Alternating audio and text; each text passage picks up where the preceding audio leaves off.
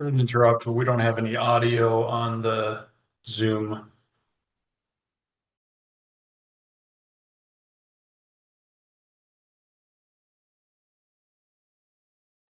Can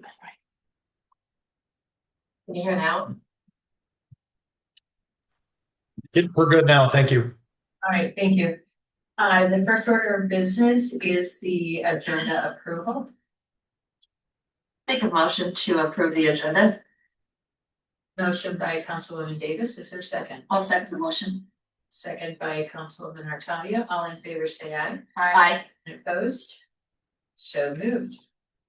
Next, we have the consent agenda, under which we have the August 21st, 2025 council minutes and the July 2025 statement. I would like to amend the consent agenda, removing the July 2025 statement. There were some questions. And when called, they were not in the office anymore. So we'll have to have that for the September 18th meeting. Make a motion to approve the consent agenda with 8/21/25 council minutes as amended. First by Councilwoman Davis, is there a second? I'll second. Second from Councilwoman Bjornstead, all in favor say aye. Aye. Opposed? And so moved.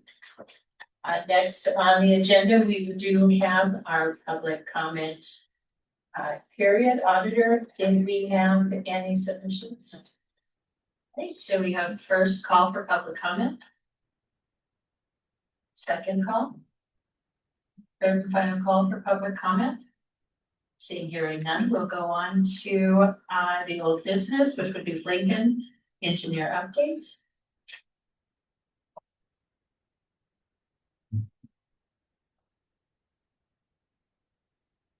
Good evening, Mayor and council members. I'd like to give you an update this evening on the wastewater update and root study. I will go through and give an overview, but we do have Colin Markman, who's a project manager, on the line. So if there are questions that I can't answer, he'll be able to jump in and give you a response. I also included these tables on your desks. That goes along with this discussion. So for background, for those in the community that are listening, the city of Lincoln is evaluating whether to connect to Bismarck's wastewater system or build its own treatment facility. And an infrastructure decision with long-term implications for service reliability, regulatory compliance, and financial stability. To support this, the city has initiated a new rate study in which it will be used to help make a decision on what option the city would like to move forward with. This study builds on the 2024 version, but includes updated designs, population projections, and inflation adjusted costs. The two primary paths are for the regionalization with Bismarck or a construction of a standalone treatment facility. The current status incorporates revised capital and O&M costs, updated labor and utility rates, and the 20-year net present value modeling. The study will help determine which option is most sustainable and cost-effective for Lincoln. Continuing on regarding the rate study portion, I have you look at the tables that I shared, and just to give you a brief overview of what they are referring to, table 1 is a summary of the alternatives. So we have expansion of the stabilized pond system, the regionalization with Bismarck, continuous discharge of aerated pond mechanical facility, and continuous discharge BNR mechanical facility. Now, in our discussions, even though we're looking at these 4 different options, the city has really been leaning towards the regionalization or the mechanical facility. But we wanted to give you an overview of all options, so you had really a well-versed idea of different costs. So you can see that overview in table 1. Table 2 focuses on the regionalization with Bismarck. This has a lower capital cost of about 18.4 million, but higher annual O&M due to sewer access fees and just the unknowns going beyond any initial agreement with Bismarck. The total 20-year MPV would be an approximate 36.9 million. Table 3 is expansion of stabilization pond system. This has the highest capital cost of approximately 50 million, but the lowest O&M costs. That total 20-year MPV is 54.1 million. Again, that's an estimated number. Table 4 has the continuous discharge aerated pond mechanical facility. That has moderate capital cost at 26.2 million estimate, a moderate O&M, and a 20-year NPV of 33.6 million, with table 5 being the continuous discharge BNR package plant. This has the highest complexity and operator labor with an estimated 4,400 hours per year, a capital cost of about 32 million, and the total NPV of around 41 million.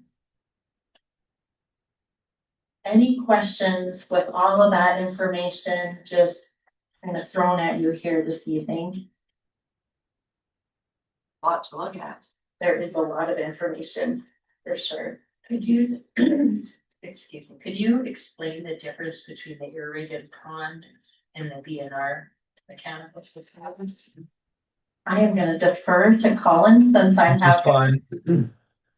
Yeah, so the aerated pond facility would use some of your existing pond cells and it would add, so essentially we'd be using the existing cells for initial steps, and then a polishing step would be aeration inside those pond cells. I will say this is the option that probably comes with the most risk. Um, as you probably know already, there's likely leaks in those ponds. I think it's unlikely that DEQ would let us continue to use those ponds without putting in synthetic liners. I also believe that there are signs that there's high groundwater in the area. So in order to put in a synthetic liner, we would have to put in an underdrain system. So those costs for the synthetic liner and the underdrain system are not included in the cost you see in front of you. But we may end up having to do those. So that's where that risk comes from. So both of the options that you're looking at for mechanical treatment accomplish about the same thing. They're both a continuous discharge.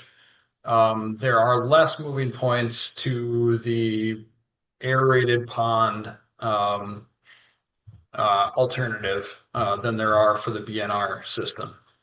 BNR stands for biological nutrient removal. So all that means is that we're adding components to remove nitrogen and phosphorus biologically. There's a chance that when we apply for a permit for this new facility that we may not need to remove those. They might not be in the permit right away, but we expect them to be in the permit within, let's say, 10 years. So planning for that now is, I think, prudent. So with that type of facility, it's essentially all mechanical. It would be, pumping into the tankage, screening, grit removal, an aeration basin, along with a quiescent zone that you would need for achieving biological nutrient removal, a clarifier system, and then a disinfection system, likely UV disinfection. There would also need to be solids, biosolids, or sludge storage and treatment in the form of an aerobic digester, and then disposal of that sludge from the mechanical facility. Right now, you do not have to dispose of sludge because it's essentially stored in your ponds. But with a mechanical facility, you don't have that volume available. So does that answer your question? It does, thank you. Mhm. Any questions? So Colin, with the discharge aerated pond mechanical facility, that wouldn't need a lift system then? I'm sorry, say again. That wouldn't need a lift system? Yes, it would still likely need a pump station to pump into the ponds. My guess is we'll probably have to raise the elevation of the inlet and likely the pond bottom. Okay, thank you so much. Welcome.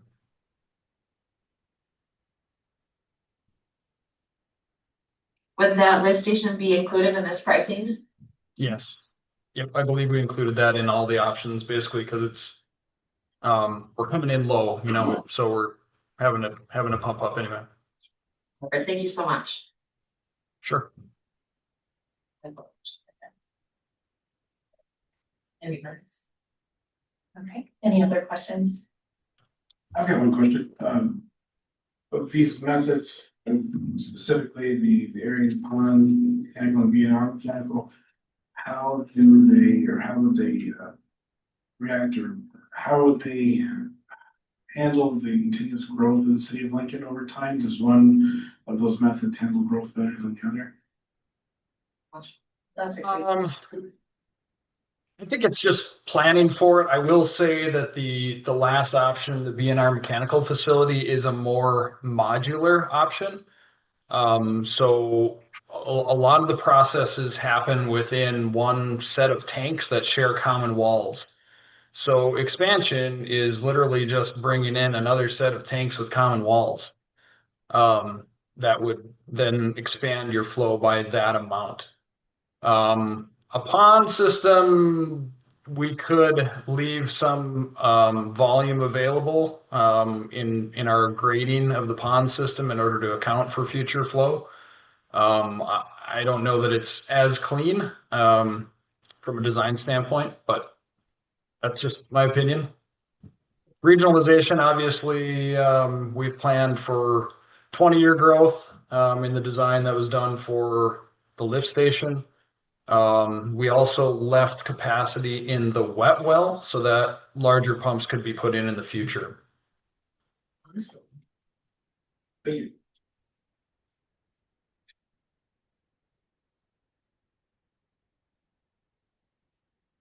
You'll notice I skipped right over the expansion of the stabilization pond system. I'm just assuming that that's not an option that the city is entertaining at this point.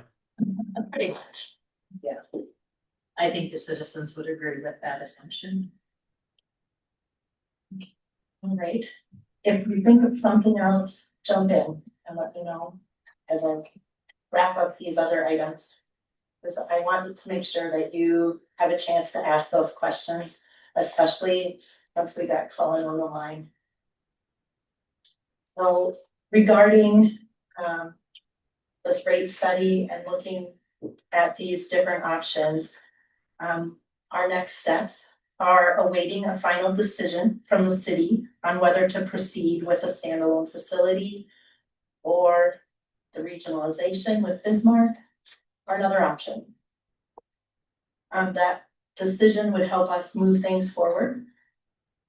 After that, we would be working towards submittal of a NPDES permit paperwork if a standalone facility is selected. We will be continuing to refine the rate study and prepare a final report for your review. So we did have a meeting on that this week and we're able to ask questions and get more information from staff So we've really been able to get pretty close to the final product here. So we look forward to sharing that with you and having that discussion. And I don't have any other information regarding the wastewater rate study, but I will, again, if something comes to you, just interrupt me. The next item I just want to give you an update on SEH projects with Lincoln would be the pavement management program. The city of Lincoln has implemented a pavement management program to assess roadway conditions and guide long-term maintenance and capital planning. We are leading the effort using the paver software to calculate pavement condition index ratings based on field inspections and historical data. Right now, our modeling is almost finalized and we're using the city's budget to show projected roadway impacts. And we're working towards getting that draft of the final report narrative together with graphics based on those modeling results. So I'm hoping to share something with you soon. Any questions on either of these items? Especially why we still have Colin on board.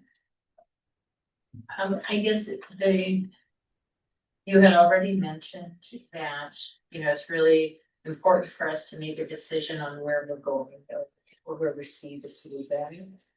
As far as the continuous discharge or that sewer regionalization. And, some of the concerns that I have had with the sewer regionalization as initially, twofold. One, I had spoken with the previous mayor. And he had said that initially that the council had wanted to do their own wastewater facility. But at that time, DEQ wasn't going to allow that continuous discharge. They now are. They feel that it's acceptable, I guess is. Yeah, I think that Oh, would that be is. a correct way to say that, but they Revisited their decision. revisited their decision. And with the regionalization, we have those operating costs at, nearly 1.4 million annually. And that does not take into account the fact that once we sign these agreements and once we sign, if we go that route, we lose our ability to negotiate because we have ultimately invested, $37 million for that facility. And those costs aren't gonna go down, they're only gonna go up. The fee that we're being charged is going to be industrial, not residential, unless that has changed. Not that I'm aware of. So there are a lot of unknowns, the expenses that the city would have to take on if there's a change in PTA. We will have to, at the city's expense, move those lines or the meters, I think is what they are. And so if Lincoln is going to remain independent, have their autonomy and grow and build on if we need to. I personally believe that it's in the best interest for residents to own some of that. The operating hours, thankfully, we do have somebody that's on staff that would be able to do that wastewater treatment. And the capital cost, I had been concerned about that, but that would be in form of a loan. There's DEQ, Bank of North Dakota, that, and then we do have that 7.8 million that had been allocated through legislators to this session. So I don't know, what are your thoughts on it, because I'm assuming we want to have more direction tonight. If we can get additional direction tonight, we would like to do that, even though we didn't get it on the agenda. The ask. We did have that discussion at our meeting this week. If we can get consensus and a vote on which way you'd like to go, that would just speed things up for us and moving things forward. I have a question. Do you have any time estimates whatsoever on these two main projects that we're discussing tonight? As far as, How far out it could come to completion or an idea, an estimate? I don't have Yeah, those, we but talked about those a little while back. I don't have them in front of me. I'll try to remember. The regionalization project was essentially a 2-year construction. If we bid that, let's say this fall, or winter, so we're looking at 2027 for end of 2027 for substantial completion, meaning the lift station would be up and running. And then there would be pond decommissioning work and grading after that. I'm going to say, based on design work related to the mechanical facility option, that essentially puts us almost a year behind that schedule. So I would say substantial completion of 2028. That's I did see in here just tonight, that the decommissioning is on decommissioning the cells 1, 3, and 4, and dredge cell 2 is only for that mechanical facility. It's not shown on the regionalization. Is there a reason for that? The regionalization, it happens after the construction of the lift station. So I guess the mechanical facility could be the same way, but the costs maybe aren't broken out the same, but they are included in the regionalization as well. Okay. I should point out as well, when we're talking about capital costs, obviously, because we've taken the regionalization project as far as we have, those costs are much more refined, or we're much more confident in those costs. The mechanical facility has a lot more unknowns. For that reason, we originally reported these costs as a range, or these cost estimates as a range. So the range that we had put on the continuous discharge BNR facility was 28.7 to 38.3. So there's a chance that we could be less than the 31.9 that you're seeing on your table. There's also a chance we could be more. Whereas the regionalization project, we're pretty confident that we're going to be in the 17 to 20 range. Does that do account the expenses that have already been paid out? Can you? In the capital costs that you have there?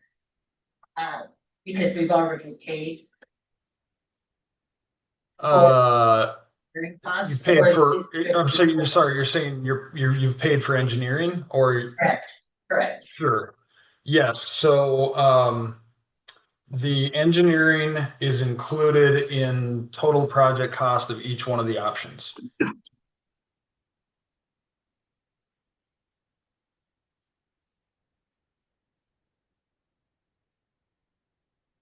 We don't need to pressure you guys on a decision tonight. That being said, we are at a bit of a standstill on our work aside from the rate study.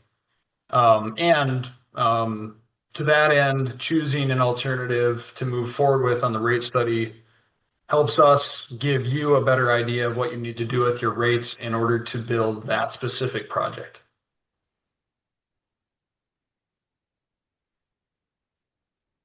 I'm liking table 1, and I'm not a fan of going with Bismarck just because of the contract and no negotiations. We're locked in we don't have a say really. And then a lot of stuff ends up on our plate with no help from Bismarck, so. I'm not a fan of that idea, and the cost alone is fun, to say the least. But that's just my opinion.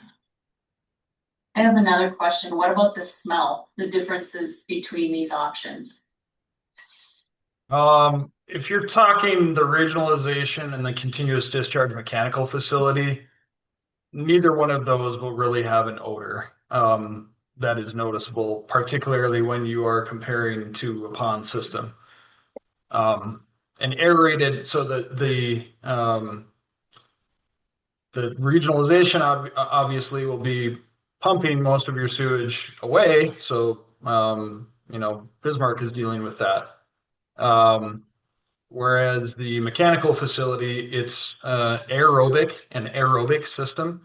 So the smells that you might get when you're near the plant would be kind of a musty or earthy smell, but nothing like you're used to now with the pond system. Consider to just with, people's view and value of homes and things. And I like the fact that they're gonna be about comparable. When you level it all out, considering the annual cost as well. Well, the operating costs are double if we go with the regionalization. And that's concerning because this is for right now, but what happens next year, 5 years from now? There is no control over the rates that they're going to charge. So there's no way that we can get in there and negotiate a long term.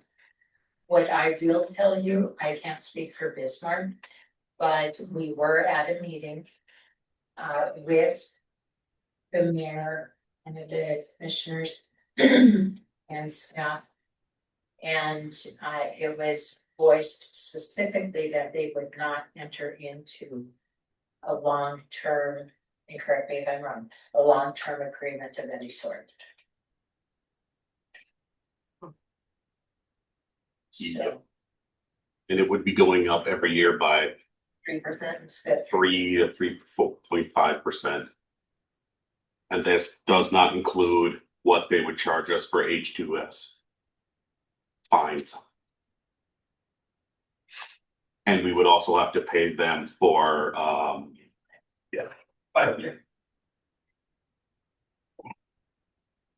he knows more. Mayor Council. And they also basically stated too that we would also have to pay them for our pre-treatment program, because we would also have to start that. And we have to pay Bismarck to come out here and go through all the businesses and make sure that they are up to code with pre-treatment. We cannot do it because they have to follow a certain standard. We can't do it because we would have to report it to them, and it's basically like a secondhand thing, so they won't let us do it. So they have to, which in turn means we pay them. So there's also that on there, which is also another add-on. So it's just a lot of stuff that's not on that paperwork. So like you got that number there, but then you also have this, and then you have this, and you have this all added on to that. And we don't know what they're gonna charge us for the pre-treatment cost. We don't know what they're gonna charge us if we go over on H2S, because the city pays for that then, and they are gonna monitor that. And from what I've heard is they are not gonna be mercy on us for that, so. Thank you.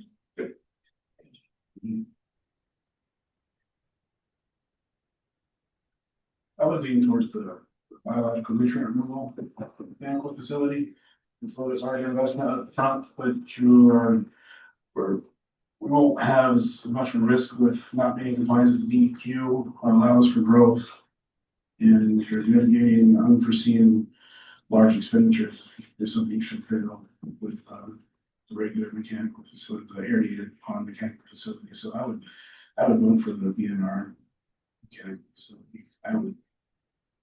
Table one. Yeah. We table one, The regionalization, it's, oh. Right, alternative. That's just somebody said let's split 5.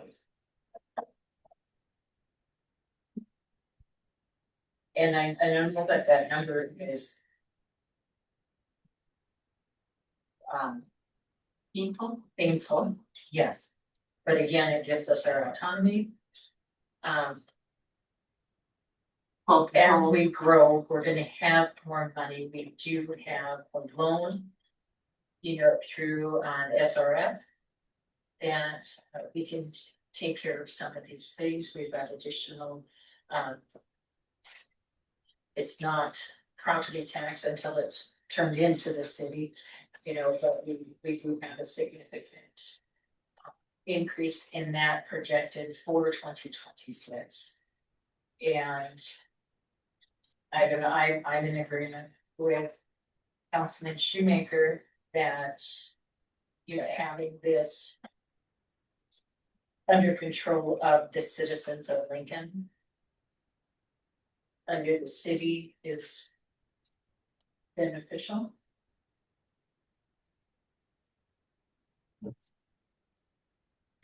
One thing we talked about at the meeting the other day was that the state actually has what's called a point source implementation grant. The point source implementation grant is specifically given to facilities that are treating beyond secondary treatment limits for nutrients, such as phosphorus and nitrogen. So if we're designing a biological nutrient removal facility, there's a chance that that facility would be able to get the point source implementation grant through the state. I don't know how much that might be, but certainly has a better chance of getting a grant like that than our regionalization project would. So that's another thing to consider to offset some of the capital cost. Do you have any idea how much the grants are or what would be available? I don't, because it's all based off of the amount of capital cost associated specifically with removing those nutrients. And for that, oh, go ahead, Colin. I was going to say we do what we can to maximize those dollars in the estimates we put together, but I can't make any promises at this time. If we look at table 5 and that ending number and what we've already paid it to, the 7.8 million that will go towards it, that does then lower it down to 33.53. So it looks a little bit better on paper wise. So it's not that hard number at 40, but. Right, and I guess I didn't even think of that, because if we go. Well, I guess we don't have the grant for the regionalization, but I believe it would still. Do we know for sure that can still be used if we change the project? As far as the FEMA, if they get that Yeah. money, where after we start the project, we can no longer get federal funding for. It's just that, just the state funding, right? We can't get federal dollars. But my understanding was that the state was gonna cover that grant, that was no longer, 7.8 million. The 7.8. but do we know if the state will still cover it if we change and go with an alternate? Yes, I had actually talked to DEQ and they said that. As long as it's used for the wastewater treatment. Okay, so it's not necessarily specific to the regionalization, it's just the wastewater treatment. Okay, Correct. Just looking at like the annualized cost between those. Assuming that we stick with one project for the period of 20 years. Like we're estimating on here. The difference in the annual cost between the regionalization and the continuous discharge BNR facility. They would actually offset within about 18 years. So in the long run, in a 20-year period, it would actually still be cheaper going with the continuous discharge BNR. And regionalizing. Very good point. And I do want to mention too, on top of that, we still don't have contracts for those easements going on to landowners. So those would be additional costs that would be added to the regionalization. That's in previous grant, it's still be used towards the BNR mechanical facility. That would agree with funds member shooting for that. That would be, that would be in favor of. I would agree to. I agree as well. I think that's all things considered the best path forward at this time. So, can we entertain a motion to continue forward with the continuous discharge BNR facility? I would make a motion to proceed with continuous discharge BNR mechanical facility. Okay, we have first from Councilman Bjorn Smith. Is there a second? I'll second. Second from Councilman Shoemaker. Favor say aye. Aye. Opposed? And can we get the roll call, please? Irnster, Yes. Davis, Yes. Latavia, Yes. Yes. Yay. All right, thank you for doing that. Thank you, Colin, for being on the line and helping with questions. I appreciate that also as well. Yeah, thanks, everybody. Thank you.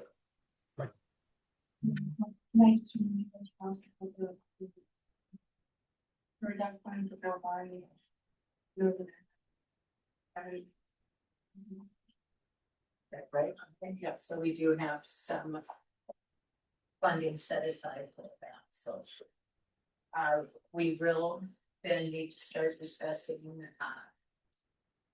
how to go forward after we have special meetings and get that committee together. But I think that takes a little bit of time too. It's not that we'll set it up for next week. All right, any other discussion or talks about? All right, so then I guess, would council favor me sending a response through the attorney as far as letting this mark know what we have decided and voted to go without wastewater facility? I think that's appropriate.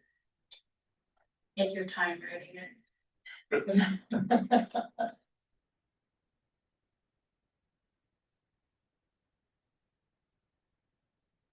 So we'll put the attorney drafting the letter purpose.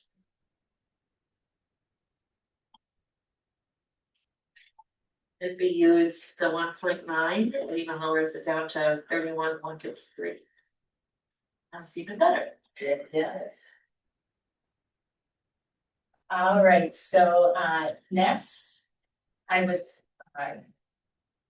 entertain a motion to open our public meeting, our public hearing for the storage container zoning. Make a motion to open the public hearing for zoning ordinance, storage container zoning. We have a motion by Councilwoman Davis. Is there a second? I'll second the motion. Second by Councilwoman Artavia. All in favor, say aye. Aye. Opposed? And so moved. The public hearing is open, and if you would put. Yeah, and so, as mentioned at the last meeting, this ordinance is to have regulations for the use of portable storage containers throughout the city. At the last meeting, council had several questions and concerns regarding some of the language usage in the ordinance, as well as how it would impact an existing business that uses portable storage containers as a self-service storage facility. I sent council an email. I actually have the wrong business, but I have overviewed the zoning district for the existing business. It's currently zoned as a PUD. With the intended zoning for the specific lot that the business is on is industrial 2. And in the ordinance, portable storage containers are allowed in that zoning district, so it will not have any impact to the existing business. And then on the language side of it, the temporary or the in section 902, 903, 06, 3B do, it says a container that is not temporary in nature may only be used in a manner that would result in the container being subject to taxation as real property. Council had questions about the not temporary in nature phrase. One solution would be to just remove that is not temporary in nature if the council thinks that or it still has issue with the not temporary nature. However, I don't think it is completely necessary to remove that language, but it can be done. So it's just whatever else he decides for that. It'll accomplish the same goal, just removing that phrase or leaving it. Is there input from the public that would like to speak on this sentence? And to allow for that.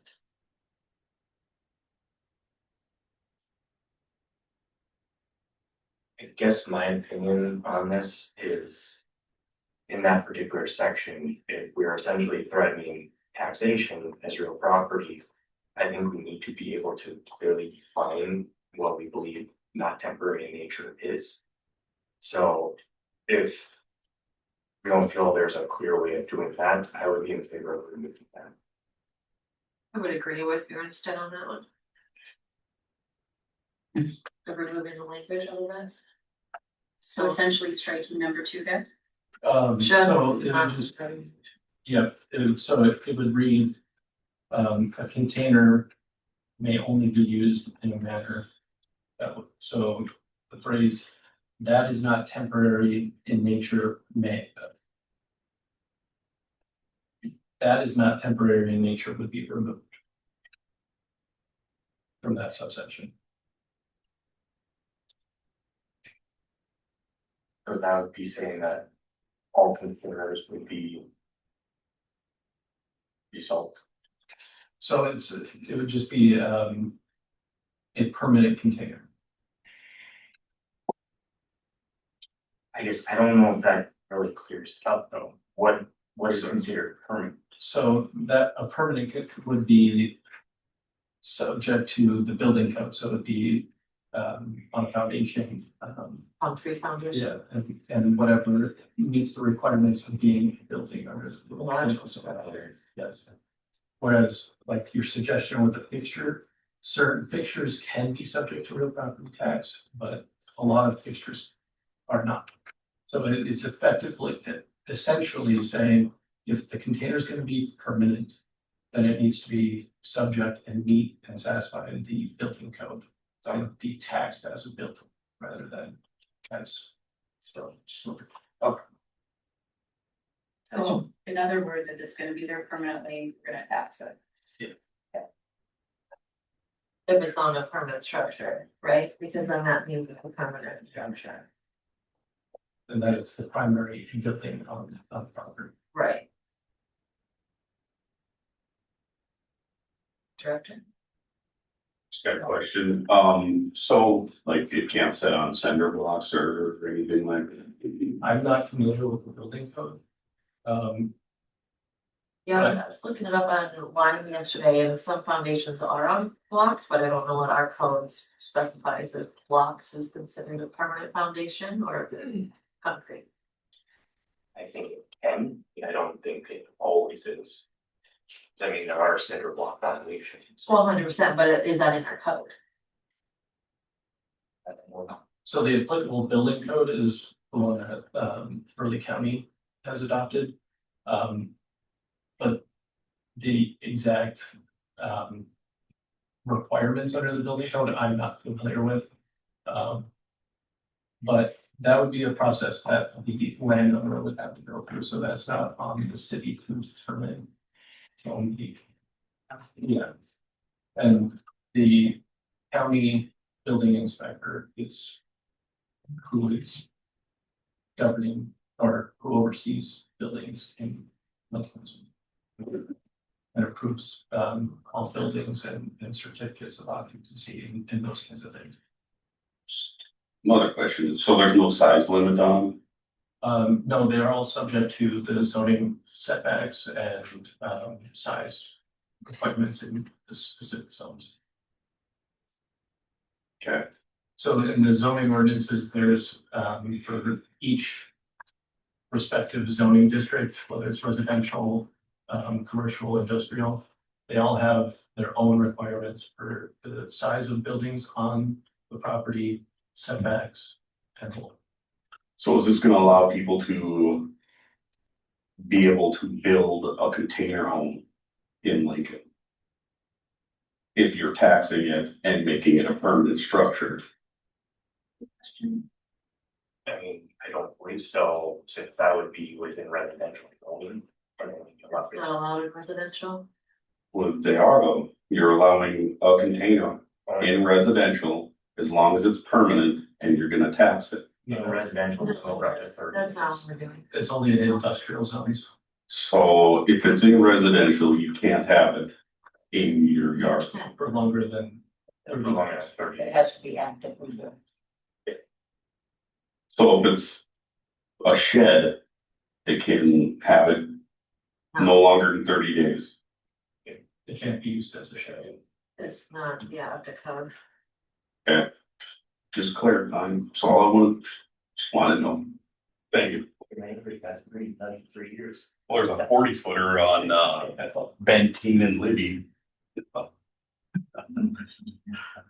would agree with you, removing that is not the very nature from the most original meeting's objection to. And it just removes a lot of ambiguity from it, just a clear statement, which is trying to figure out.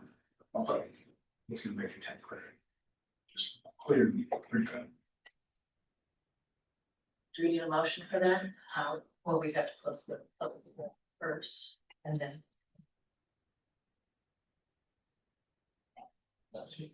Is there any public comment?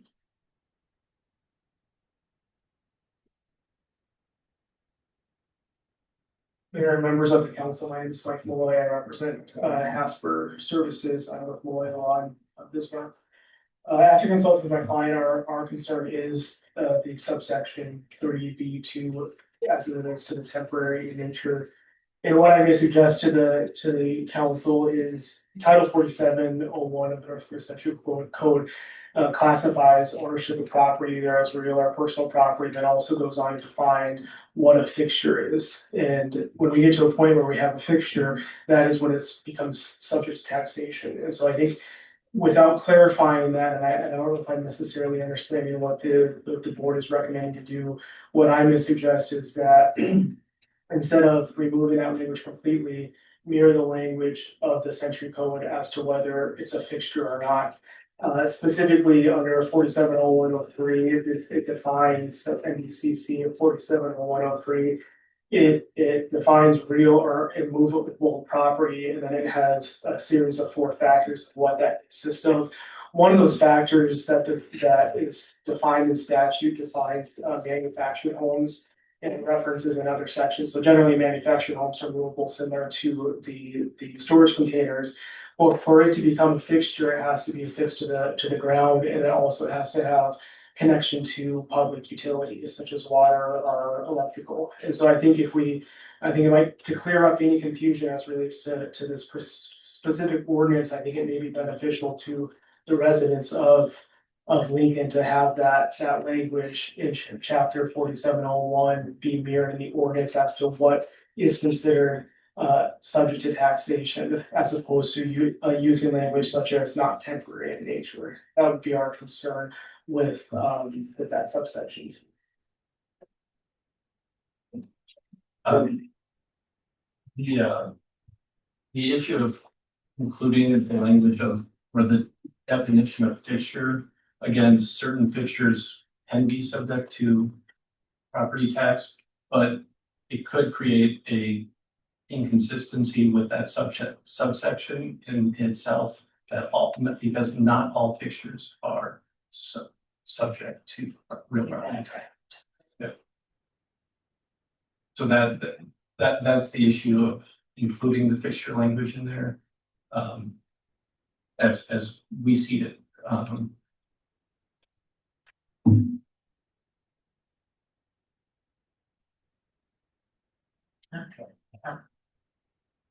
Would the term fixture in this specific ordinance relating to containers make it clear that used as a fixture, whether it's using these utilities, etc., that it would be subject to taxation since in fixtures in other situations would not be, but since we are being specific to containers, would that avoid the issue of the term fixture also being related to other? Yeah, I think we could come up with some language that would reference the fixture statute. But I would have to review and then come up with a proposed amendment. So we could hold off on the second, or like the final second approval, pending this language change. And I could be in contact with Attorney Mullen on that, but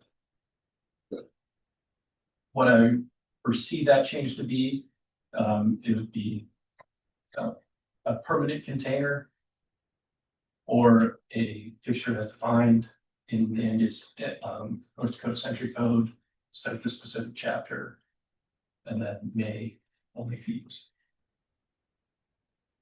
I think That can be done, but it'll just take some tweaking to see how it would fit into this. I think I would be more comfortable with that or removing this. I think approving it as is leaves a lot of question, and I would say us as a council, we might have a particular thing in mind that like, yeah, in this scenario, there would be no issues. But 4 years down the road, it might be a completely different council, and they might see these containers sitting there, be like, well, they've been there for so many years, yeah, they're a permanent fixture. So we should start taxing it, so to speak. I think it would just really help to get some actual definition. So I guess I would be in favor of working on making amendments to that section to clear things up. We wanna. Anybody else have any comments for me? Well, this is pertaining to specifically I1 and I2 industrial zoning. Would it be appropriate to include language saying that if the container is being used for business purpose? Where if you look at the definition of real property, we're talking about manufactured homes and things like that. We're specifically referring to industrial property. Homes or a lot of the definitions under real property. Would that be appropriate thing to add to it? Saying that, well, if you're using a container for a business purpose, then this would be taxed. Just trying to show the two definitions, it's property or property, it's movable property. You make a good point, it is under the industrial zoning districts or industrial zoning and not residential. And that. Part. So is that beneficial to add NDCC into it then, since that's residential, is that rules? So the fixture is not necessarily confined to residential. So that is applicable to just all property. But to add the business, I would need to review the industrial zone to see if it's already included in the business, like, or a business purpose phrase is included in that, in the definition and the primary use, of that zone.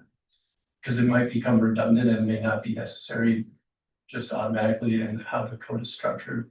But if it's not included, I could, well, include something of that nature, or citing to the century code.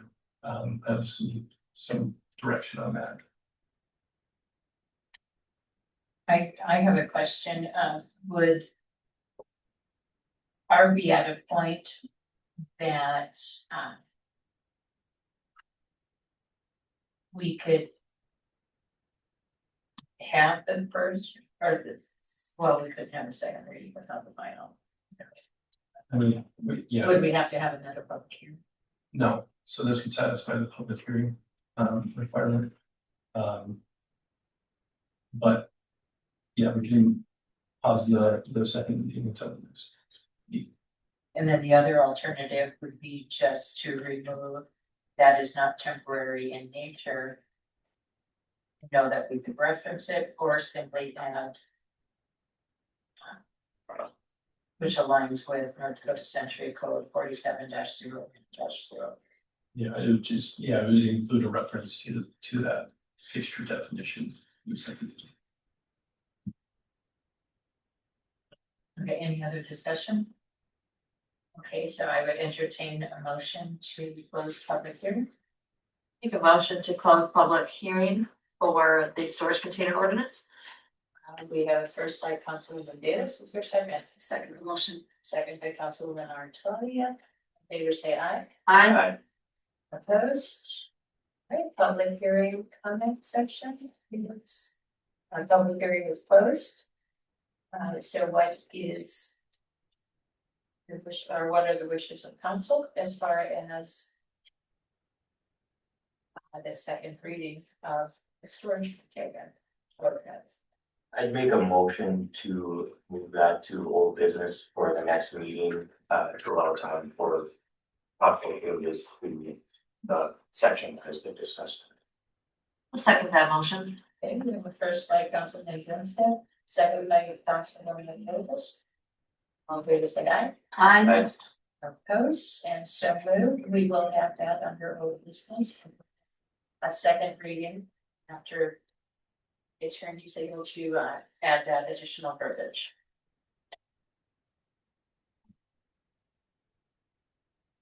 All right, next we have text by Gov Disposal.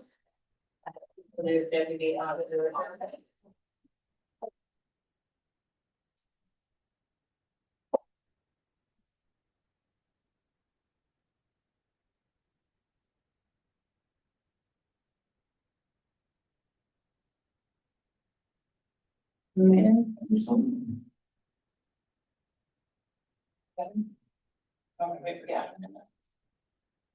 I don't think it should be a phone. Okay, so Text by Gov, I think had originally, contacted, Terry, or Terry got an email about it, and that was shortly after we had our last, oil order, and so it's been a bit, but kind of the discussion was how do we usually reach all of our residents all at one time, or have them be able to reach out to us. So Text by Gov is kind of, I don't know, an amped up version of what we have. We have notifications that we can do with our City of Lincoln mobile app. However, we can only reach those that have downloaded that. Where this is, if you guys have ever seen where, you know, text whatever to this 5-digit number, and then you'll get notifications or updates or can get information. That's kind of how this works. Except for it's kind of a souped up version. So I did a demo with the gentleman, and the first section was just a sign up, and it was welcome, you know, and then the next thing you can just text permits. And then it sends you a link to permits on our website. And it works both ways. So then it also can the next thing I did was like, you wanna contact, I just put, tree down. And then it says, step 1 of 3. What is the address of the nearest location of the tree that's down? And then you send that address. And then it says, okay, provide your name, first and last name, which is, you set up the options of the steps how you want them. That's how they had them set up. So it sent your name, and then the next one was, can you describe briefly what it is that you do? And I just put a crossroad. And then it says, sends an email to the appropriate staff member that is linked to that. So would it be, if it's a, water accumulating, you could send it to Terry's address or email address. If it's something in regarding a permit or something, it could send us to admin. It could do anything. So it works both ways. They can inform city staff of an issue that they don't, a pothole or, anything like that. It was also brought up like, if somebody calls us and says that their dog got out and ran away, we can just pick a certain section of Lincoln on the map and it will just notify just that section. So one of the things of like, the apartment building having low water pressure because of, something with the water, you can just highlight the apartment building, it'll just send it to them, or it can do the entire city if it's a boil order or if it's any type of information, and then it kind of works both ways. They say that they can get 40 to 60% of the city, within the first day, just because of the ones that are registered, be it on our mobile app, our citizens portal, they take data from that. They do a promotional thing, they'll give us a 5-digit number, a code, we can send out to promote it, they'll also promote it to try and get the majority, obviously you're not gonna get everyone. They did say, we do have people that are not comfortable with the website or just going on the internet and are more comfortable with texting. So if it's an option for them to just send in a text and say, how do I do this? Or where do I find this? Or what's the agenda for the meeting tonight? Just send them a direct link. It's very versatile. And the website does that, if nobody else does that, like, this website is connected to our website, just sends all the links? It would go from the text.gov. Yeah. It would go through them and send them a link to our website or to wherever the information is that they would need air quality. Or, burn ban or Right. anything like that. The initial setup, as you can see, is above the 7,500. After that, it's around the 5,000 mark. It is a 3-year contract, so it's something that we would be set up for 3 years as a try it out, see how it works, if it's something that benefits us. On that aspect, I think it would be reach more of our residents than we do just now with be it our Facebook website or the mobile app. I think it would cut down some phone calls too and questions and alleviate some back and forth, right? They just get it rid of them. And it wouldn't require additional work for the office staff or public works as far as responding to the tests. No, we don't have it. The only time we would have any involvement would be like if it is something like they see a water break or a tree down or something, then I would send an email to whoever the appropriate staff is. So it would be our first AI. Kind of, yeah. AI chatbot, kind of whatever thing in the auto thing of, and don't call us, text us, I don't. I think it would be very interesting to just give it a try and see how it works. He had given me some examples of some of the other cities that had used it and their responses and stuff, and I mean, I think it would be useful.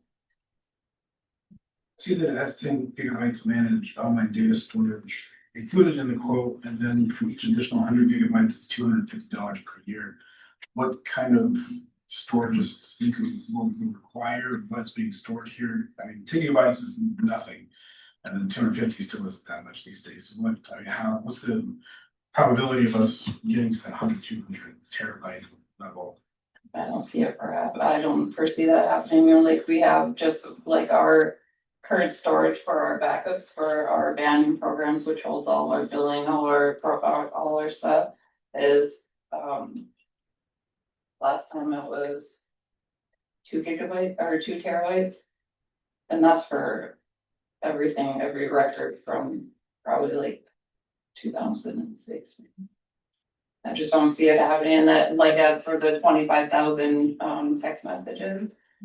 I mean, initially, I think of on the startup, when you first have people signing up and texting that number to get enrolled. Might be a little bit higher, but we're a population of just under 5,000 and not everybody has a phone. So, excuse me, those text messages. It's not per phone messages, it's per initiated text message from either the city going to 3,000 phones would be one message. No, I think that would be 3,000. So it's per phone line.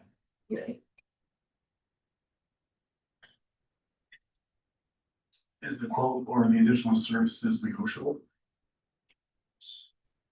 Everything.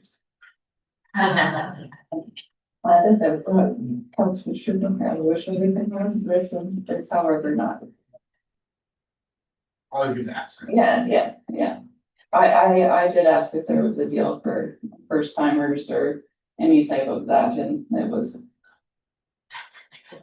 Are people able to opt out of it? yes.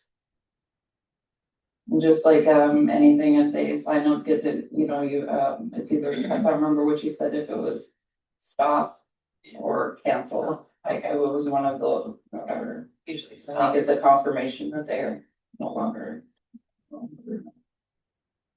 Did they give you an example at all of other entities using this?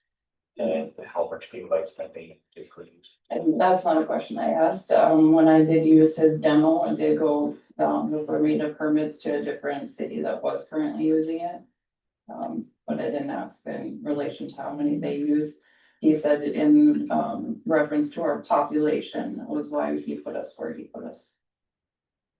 He feels 10 gigs is enough for But, yeah, I'm assuming. I can definitely ask him, we do have a call set up for Monday the 15th. Is it possible for us to check with other cities that are currently using this to see what they recommend, or if they like it, or a review or something? Yes, that always, contacting others is always an option. I'm just curious if people like it. Do you have a name of a town that is using this currently?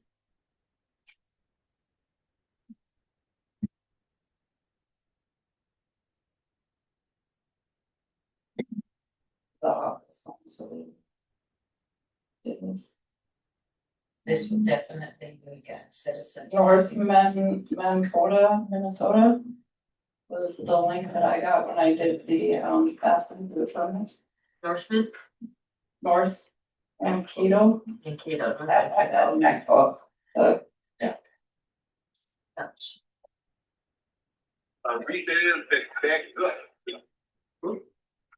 Alright, guys. I don't know if you guys like, maybe this is the opposite, obviously, but this is kind of like what it looked like when I text them. You know, it just said tree down, I mean, I didn't even really.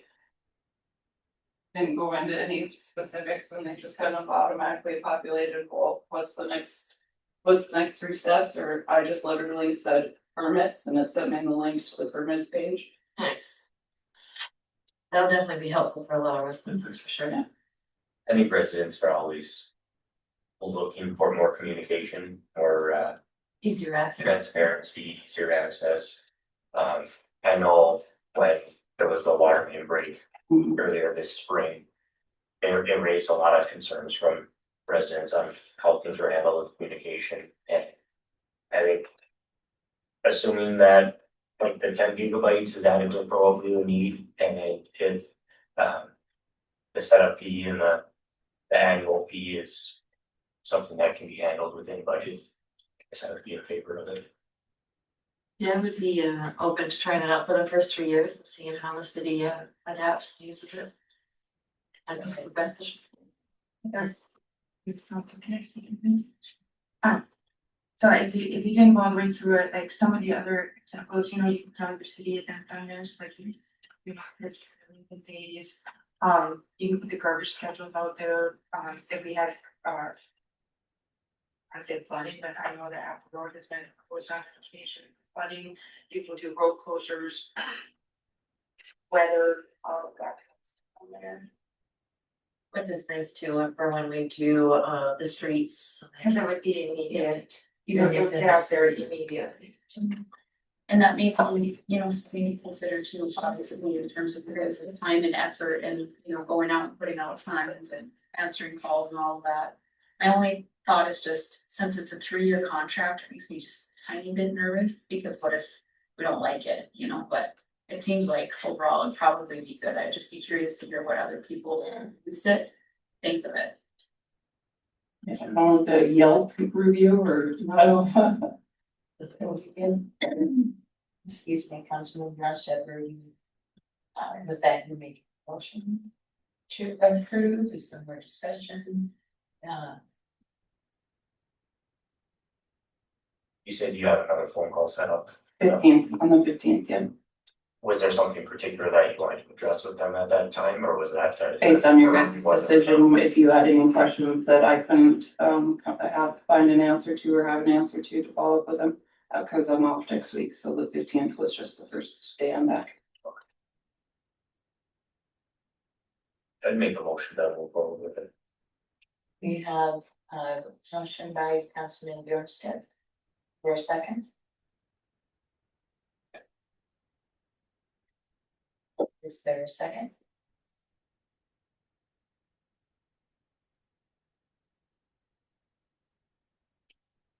Just think that there's a good question, but I feel would need to be answered. No, I'll second it. I second by Councilman Shoemaker. All in favor, say aye. Aye.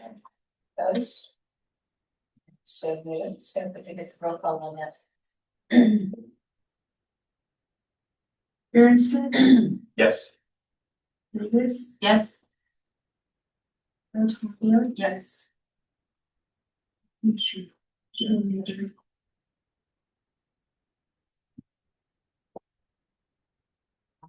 Right, you provided that information.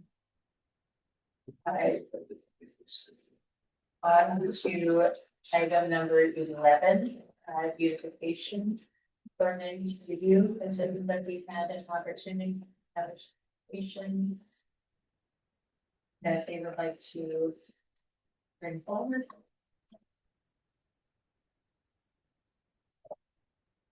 I think what we know in here is pretty well laid out already.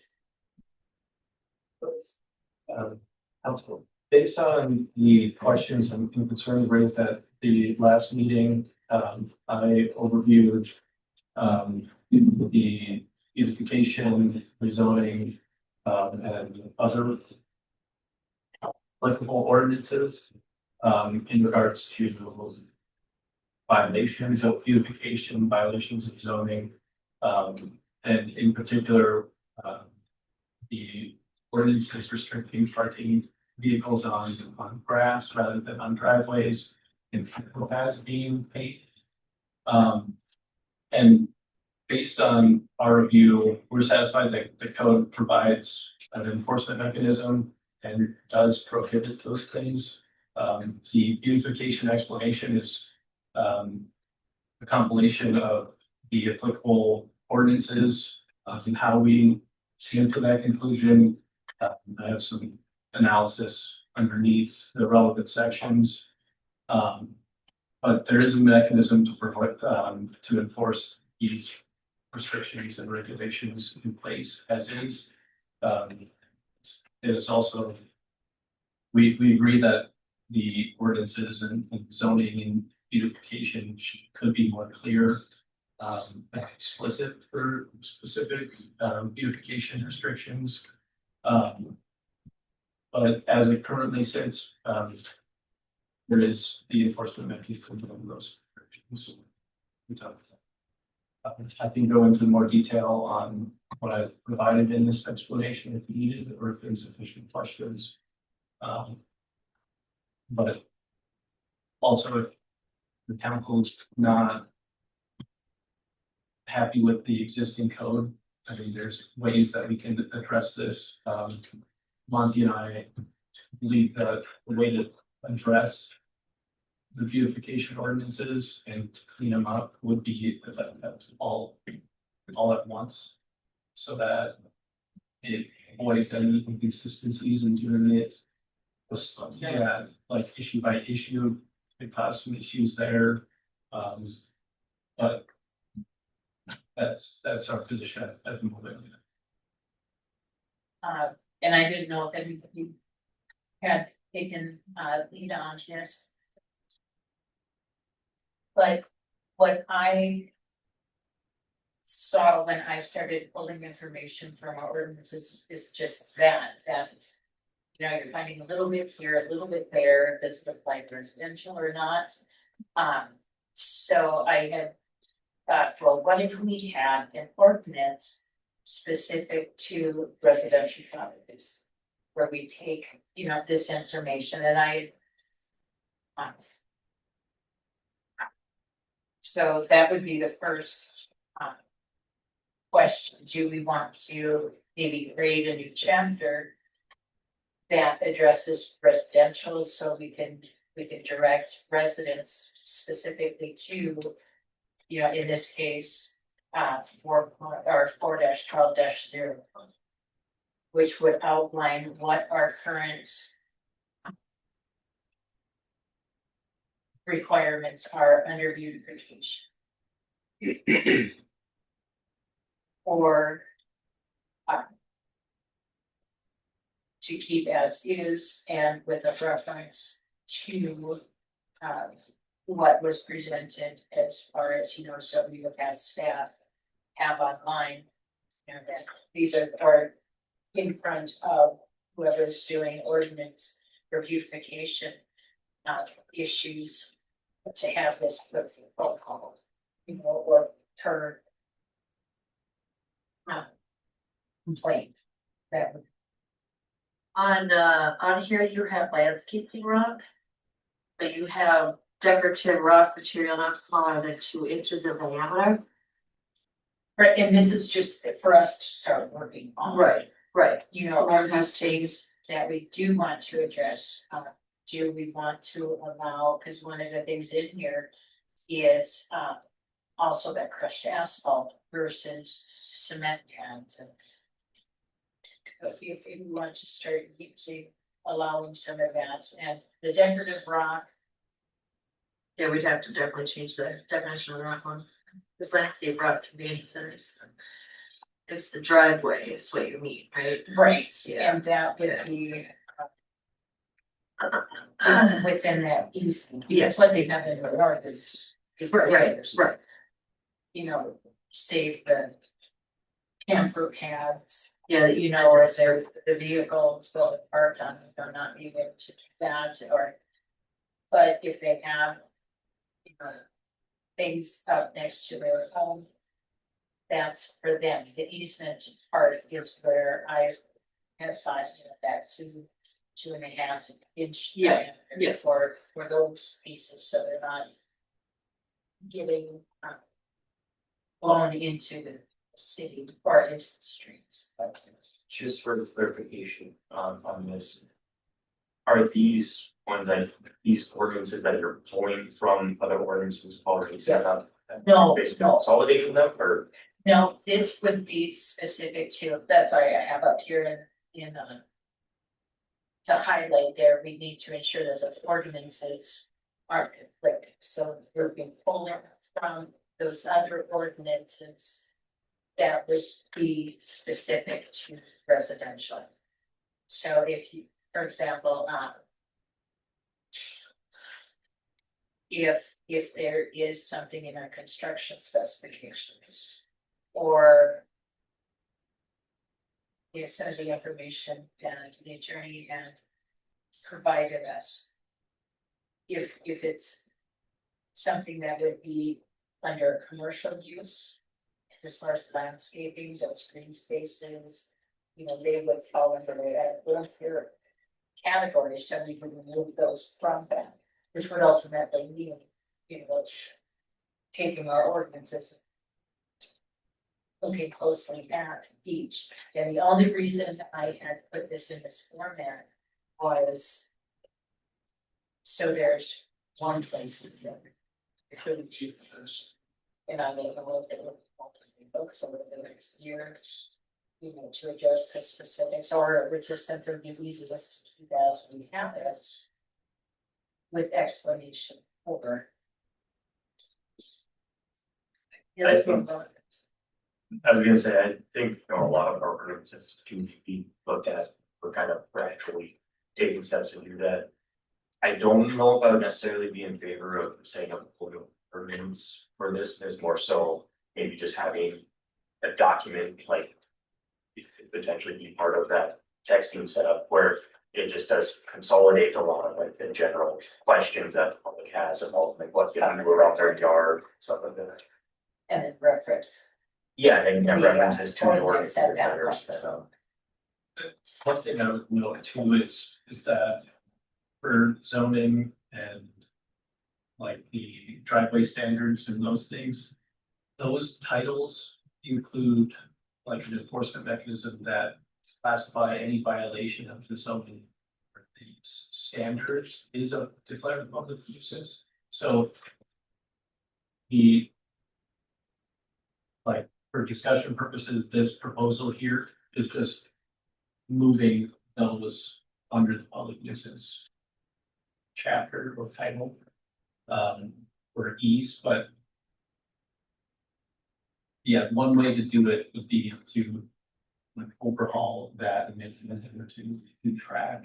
But this here and adopting something like this, I know it's not proposed now, but adopting something like this would be redundant in some instances, but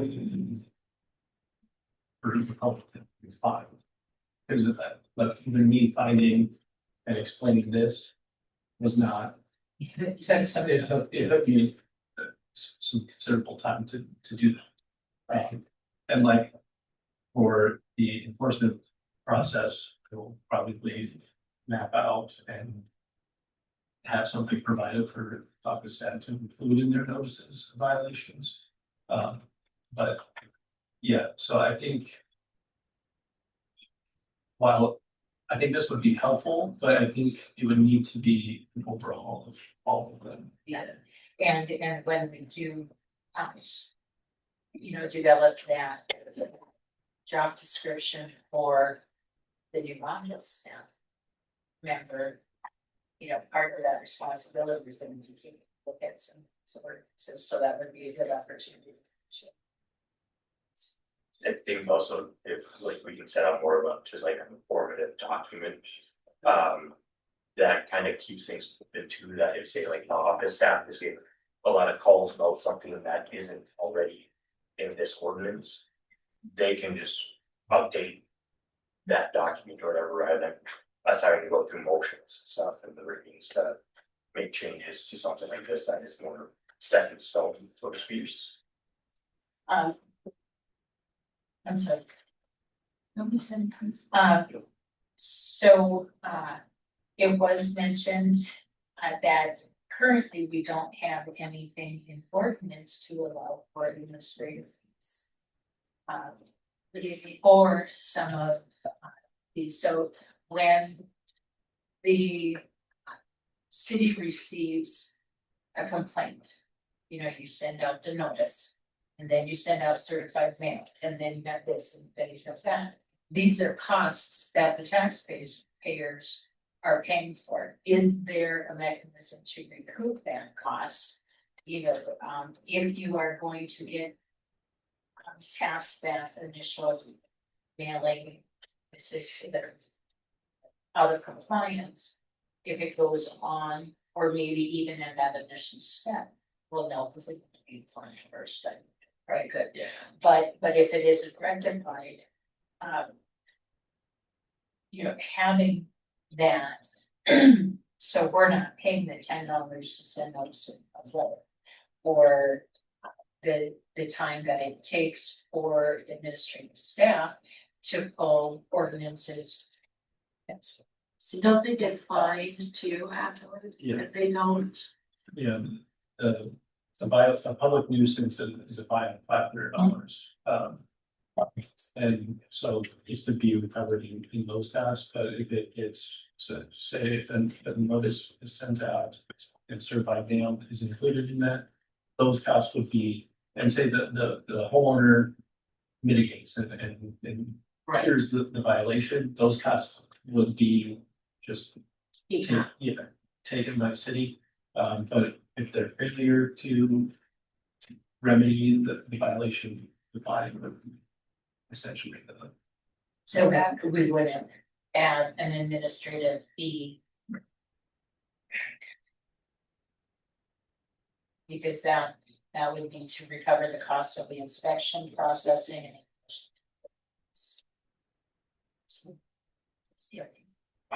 Mayor, council, so I know, Ashley did some digging and she mentioned to me that the city of Bismarck, when they send out a certified letter or a beautification form, right off the bat, they charge them $60 for administration time. Before they get a fine or anything. Can we have No. them pay for the letter? Recent I death? would need to look at that. I don't know if that's necessarily legal, Because I per mean, se, because it's a, Good job already. well, that and it's just the punishment or a fine just for at the outset without any notice or chance to remedy. But I don't know if I have concerns, so I would just need to look at that again. well, just an example, like, I know we have a concrete beautification.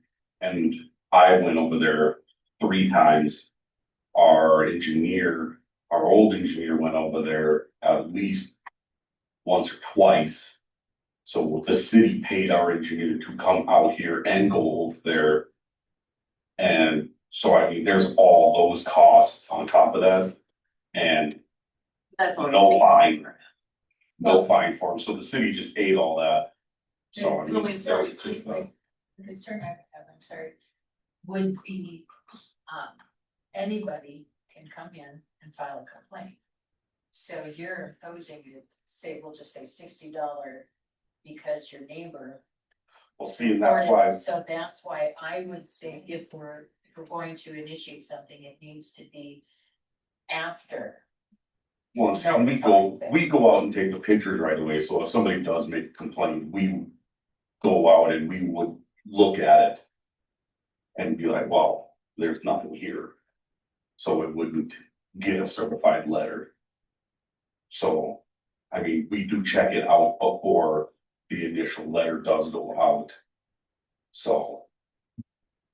There's that too, so I'm just throwing that out there, to let you know what she found and kind of what does go on, so. Okay. I did kind of review the reordinances that were actually for the beautification stuff. Would this be time that we want to go over a couple of things I noted or, okay. Looking at Title V Public Nuisance Fee Control. If you go to the second page, section 516, cost assessed against property. There was just a typo in there. And the third line, towards the end, it says upon which the lens for all passes. So just a small thing there. But if you go to the top of that page, in the second sentence, it essentially is saying, or excuse me, the second line, it's essentially saying that a homeowner is responsible to maintain a meter of grass growing off the street in front of their house, on their half of the street. It's like the curb. Well, from the center of the street to the curb. Any weeds growing on the street, it's saying that the homeowner is responsible for it. Oh, I see where you're saying upon one half of any road, okay. Yeah. I'm wondering if we feel that that's appropriate. Cause Cause, we don't own that. well, to me, I feel like that could be a public works. Or do we own that from the? The city owns it. So typically, that would be considered right of way. And that would be something the city would own, unless it was a private roadway. Sure, private would probably be a difference. So I know a lot of communities, typically that right of way would fall, say, behind a sidewalk. And yet the property owners are required to maintain sidewalk, boulevards, curb and gutter. Haven't heard about weeds to the middle of the roadway, but it could fall in line with that kind of thinking that, because it's limited staff in public works here, that the property owners are asked to do that maintenance by taking care of weeds to the center line of the roadway. Just the thought. I'm not sure what the thought process was behind when they put it in, but that could be where that thought process came from. Well, just like when, the city puts trees on new, in new developments and new builds.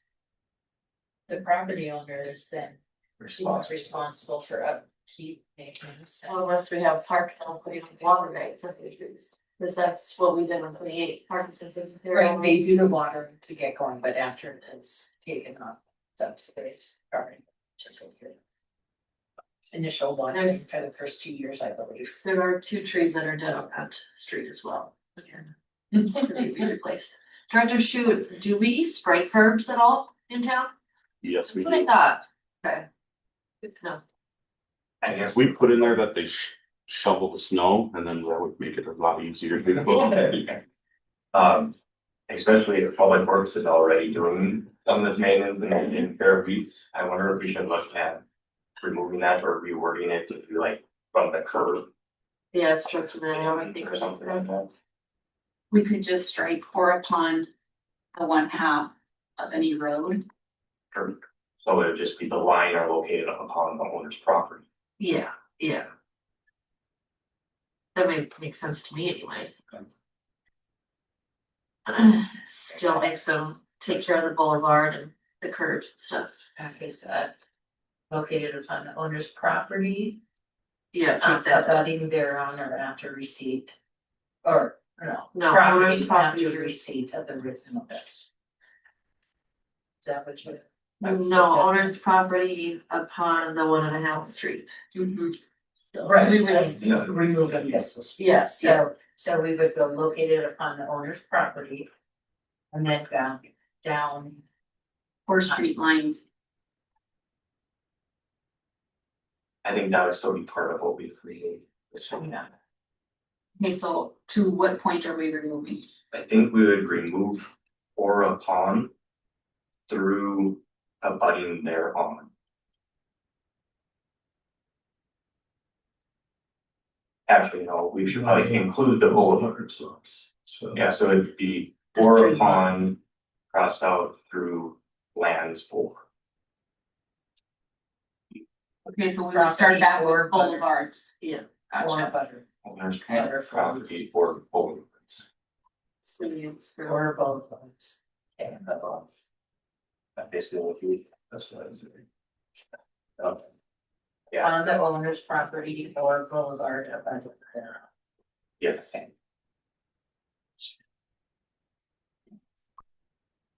And then the only other one. Is on the landscaping and screening document. It's number 9, so 903. The third section there. This is basically what I was addressing at this meeting, regarding parking that garage. So are these, Is it all in the state packet or is it a change? I guess I'm not sure. This is one that was. the one that are 3 mail. are separated, I didn't have that distance. Just one. Or if it's just. 903. 903 13, and then section 3. general requirements.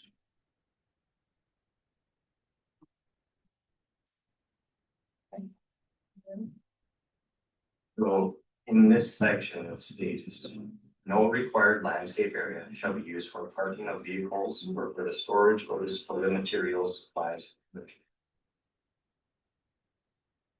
The way I see it.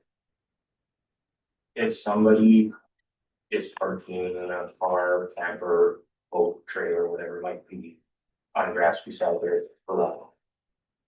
They would still be required to maintain their grass at a certain height due to other ordinances we have. They have to maintain weeds due to the other ordinances we have. I don't see how that would impede on any city function. Or for any neighbors around them. In my mind, the only reason of having that is basically because somebody thinks it looks nicer. And because of that, I don't find that to be a reason to have them. And we have a lot of older town that's already grandfathered in and parking in their yards. And they don't well maintain that, I think, the ones that I've seen are always. I don't see ones just parking in tall weed, you know, and not maintaining. You're around it. Okay, so I think I'm confused. So what you're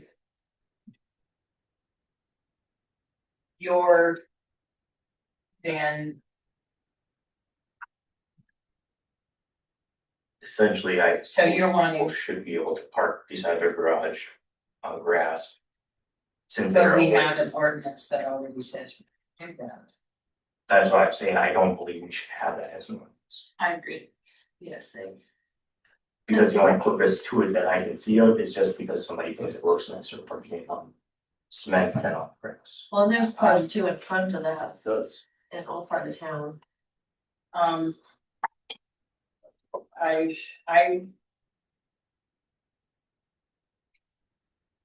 But in the construction specifications, you have to have non-weather.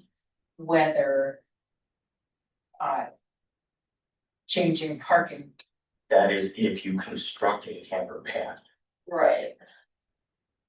I'm basically saying I don't think you should be required. If somebody wants to construct a pad, then they would have to follow those requirements. But I'm saying I don't think somebody should be required to have that. What kind of can of worms is that gonna open up for all the people who paid to put a camper pad in? Because I put a $20,000 camper pad in, Different because then. and So did I. if that's the case, how many people are gonna, want some reimbursement for that? Because they ain't cheap, and how many people were told that it cannot be parked on grass, so then they paid all that money to put a camper pad in, park it on a solid surface.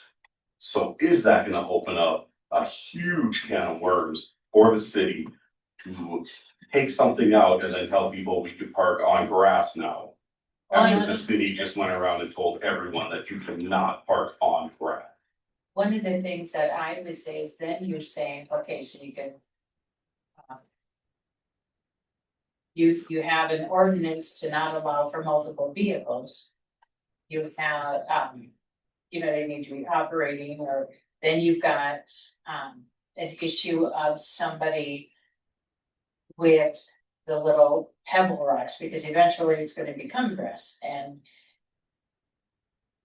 It's part of that whole beautification process. Do we want the city to look better?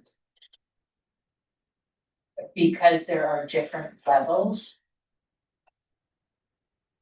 to maintenance of our yards. And I personally wouldn't want somebody. There are properties within the city limits that have 4 or 5 cars sitting in the front yard. Just because it's your yard, do the neighbors need to be looking at that, or have their property values reduced because of the appearance of others? There's a reason that other municipalities don't allow that activity within city limits. Regardless of the cost. Now, I wouldn't say that we need to put concrete in for a camper pad. Maybe have that, the lower expense of putting crushed asphalt. Because there you have a weather resistant base. I'm pretty sure glass is considered weather resistant. No, it's not. Because the water, wind, all of that. It's subject to erosion, so that's the weatherproof or the weather resistance is whether or not it's subject to erosion. Which grass and gravel is. But from a legal perspective, the city has the authority to control the appearance and do these things. And that's the only point that I would make. It's up to the council on whether or not that they want to restrict or regulate the parking on people's grass and residential areas. But from a legal perspective, the city has the authority to. I understand that legally can. My question, or my opinion is that just because we can, doesn't mean we should. And I feel like a lot of residents in general feel that there are a lot of constricting ordinances that prevent people from using their own property that they pay for over and over again. And not being able to do what they want on their property. And like I previously said, we already have ordinances that are set up to require proper maintenance of those areas. Usually grass, height, weeds, stuff like that. How many infractions were there? 300? 286. 2 years ago, I tried to change the ordinance for camper pads. Council wasn't for it. And I ended up paying $10,000 for a cement pad, camper pad, which I rather wouldn't have wanted to do, but that was the ordinance. I definitely foresee a change that can be happened with this. Do I think it needs to be cement? No. Do I think we could do gravel or pea size? Absolutely. It's already in the old part of town. I don't see why we can't add it in again. When was the ordinance changed to where it says cement? Do we know that info? Cause I think it was pretty recent of when it No, was. I know, mine was about a decade ago.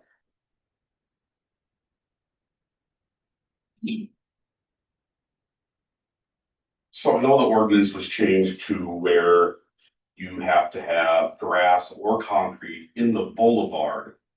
In, I think it was either late 2021, early 2022.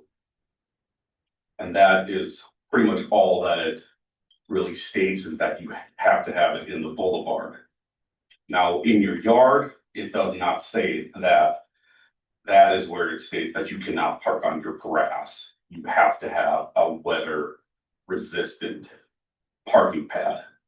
And technically, gravel, rock is not a weather resistant parking pad. If you look at the definition of weather resistant, gravel, rock, even crushed asphalt doesn't even meet that standard, because if crushed asphalt gets wet, it just turns to mush. So basically, you're either putting down asphalt or you're putting down concrete to be weather resistant. And I know people want to have the cheapest way to do it because stuff is expensive nowadays. But the fact is, do you want to have a trashy town or do you want to have a nice town? I mean, these people are paying $400,000 and then some for houses. And then you're gonna go and you're gonna stick 6 cars in your lawn, park across your front yard and do this and do this and do this. But that's I your know. choice, and you already paid for It's it. not the neighbors. That's right, but it's not. Still their choice. They live there. But it's still the fact that you're paying that much for your house. So you can do it. I think. Mayor Council. I'm gonna tell you guys from the office, it's a nightmare. It either needs to be everybody and everybody follows those. We in the office do not know who's grandfathered in, who's not grandfathered in. Exactly. So how many people are already parked in the front of their street on the grass? Do they get fined every day for being there? Or are they grandfathered in? You know what I mean? Cause so. They're not grandfathered in. That's the problem is we have been on a standstill because we are waiting for your guys' decision on if we can go ahead and start just laying down the fines. Once you guys say, okay, we have all the pictures, everything to start mailing them out for everybody parking on the grass, the rocks, everything. We went out for a week and a half and we went out and took pictures of all of it. The only thing we didn't take pictures of was rocks in the boulevard because like she said, we don't know who was grandfathered in and who wasn't. That is the biggest pain because you get this guy who puts rock in and he did it on a Saturday when nobody's here. Well, then you don't go drive past his house for 2 weeks. Well, then all of a sudden, oh, you caught him. Well, I've had this here for 2 weeks now. Well, sorry, you can't have it. Well, that guy, and this guy got it. Well, I'm sorry. And then you gotta go through the whole rigmarole. If it was up to me, I would get rid of rock in the boulevard. I don't care if you're grandfathered in. I don't care if you've had it there since the 70s. Get it out of the boulevard. There are updates to ordinances all the time. Because it's a pain, because you got people driving around town, trying to find loopholes, trying to find gray areas, trying to find all this stuff. And that's what they do. Well, in our And then they ordinance come for, classify when it was put into place. That's what we need to have in the ordinances, a date of, hey, this is taking place this date. Any build after that is subject to being.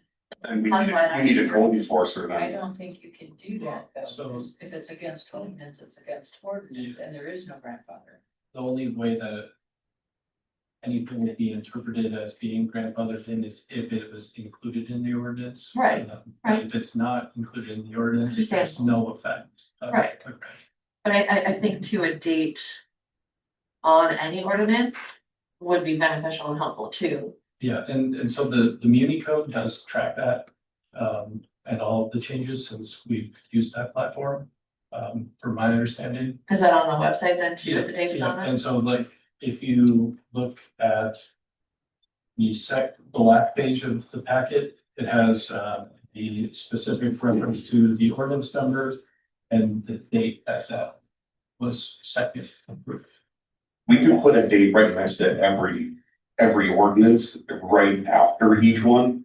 It wouldn't matter because nobody reads them. Nobody goes through them. Because if they did, they wouldn't put it in, because they would see that it is in the ordinances that they should not do it. And I would think if you've got a vehicle that you're driving on a regular basis, that's fine, maybe. It's your yard. But look at the gravel and the weeds growing up through there, the tracks that end up going, which then allows for more erosion. Is that going to, you can't change the grade of your yard that would interfere with stormwater management. But you're going to allow for rivets in them, possibly, not specific for everybody, obviously, but to allow for some of that to then brush into the city's street. You've got the rocks of people driving back and forth on either the dirt, the mud, which then requires us to clean those streets, pick up the rocks because of people driving in and off, of those little pebbles. There's a snowball effect to allowing for one thing. So what's gonna stop you from there's one property that has maybe 5 or 6 vehicles in the front yard, so how are you gonna stop that? You have, If they have them all registered, it'd be legal for them. but they have to be operable and registered. Yeah, so there are already ordinances that they have to follow to maintain them.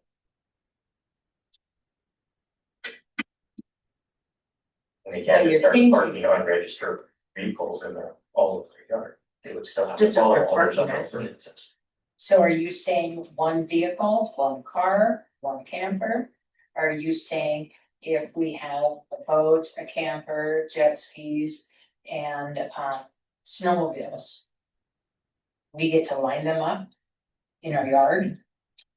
If you can keep them in your yard and not on the boulevard, yes. You're pretty smart, you make sure they're. Oh my gosh. This town looks so bad. We need to get back into. Oh. Well, we are discussing this, so it is in order. That's what these discussions. Well, some things are said out of order.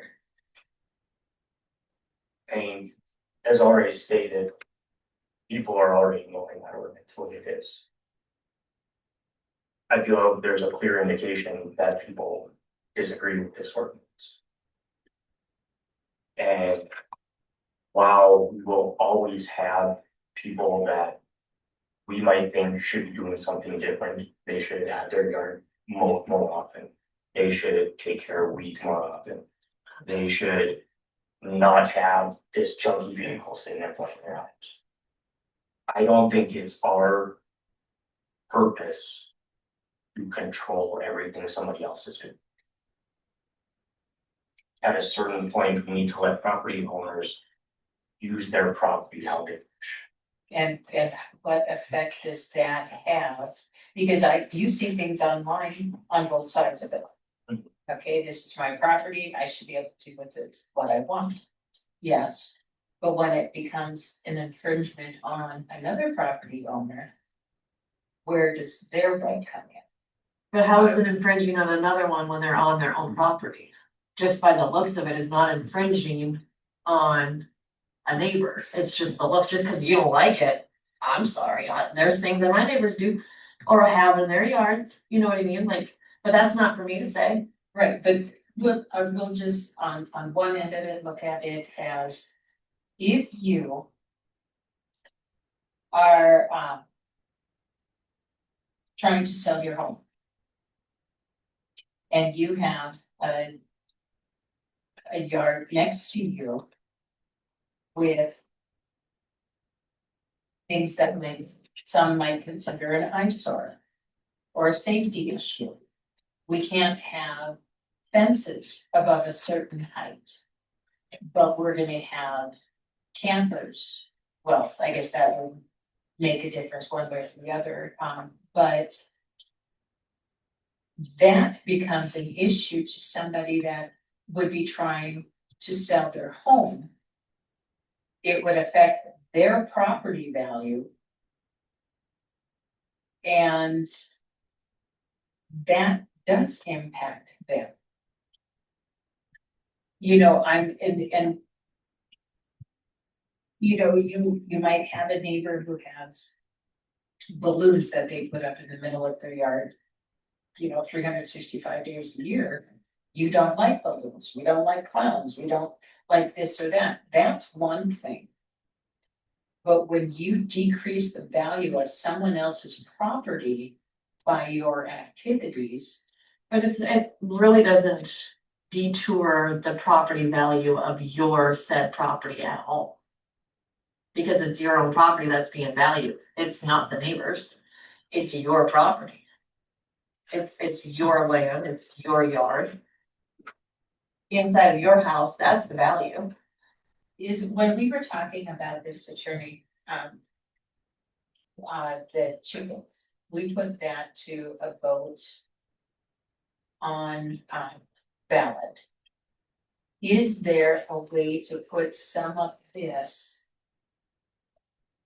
to a vote with the citizens to see, if, because I would be more apt to say You know what, if the city as a whole says, let's change things and let everybody do what they want in their yard. As far as parking, um. You know, and whatever that is, that it's then a community decision, not a 5-person decision. That I would feel better about that than the 5 of us making a decision, or the, 4.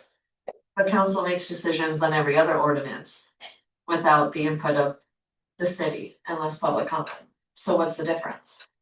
Just like with the chickens, because it was such an issue that we put it to a vote during the election cycle.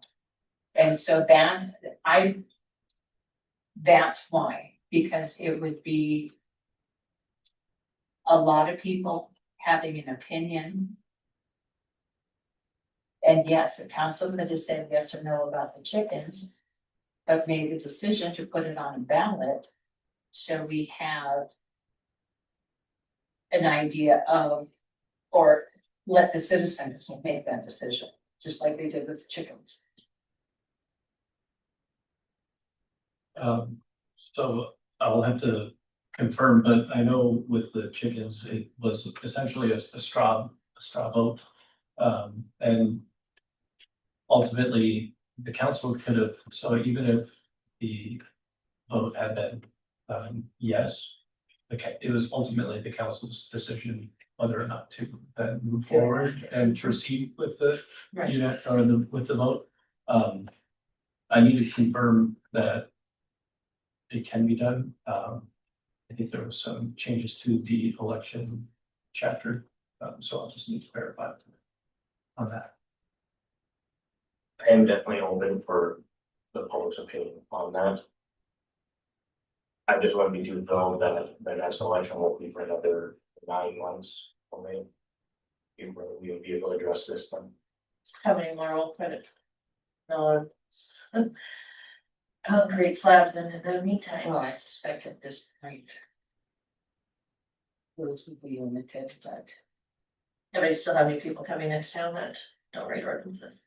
Yeah, but you can only do cement work within certain specific conditions, so I think that's what you're referring to. You cement in winter time. If you heat up the ground. We did our steps in the winter, but it cracked big time. I just wanted to comment because there is such discussion on this topic. If for some reason the board decides that they want to move forward with removing or changing how this ordinance is looked at, to think about items that you might want to include in that change regarding where they can park. For instance, somebody with a fifth wheel camper, you might want to make sure that they are parked in such a way that it's not overhanging into the right of way, causing issues with sight triangles, things like that, that are safety items or prohibit, people that are walking and biking. Just things like that, to keep that in mind, because I know we have run into that issue in Dickinson when I was there. And that was something that we needed to address, is to make sure that people weren't parking and leaving like their nose of their trailer hanging over the sidewalk. So just something to think about. thank you.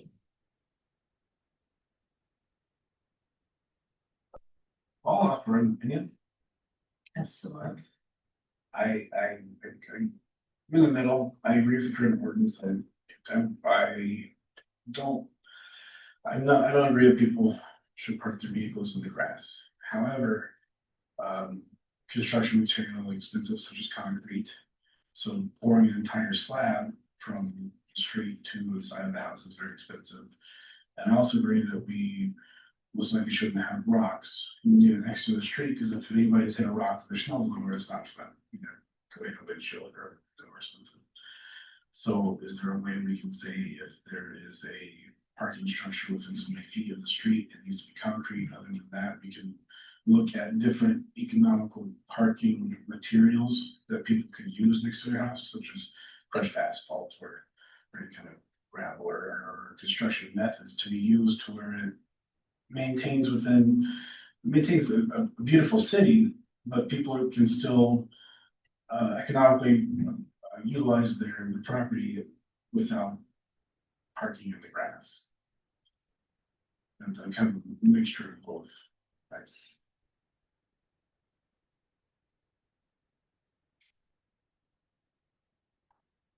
I like both. Even though if the city does, if it's found out, then ultimately we have the choice to decide what happens, but it's where the public stands on that.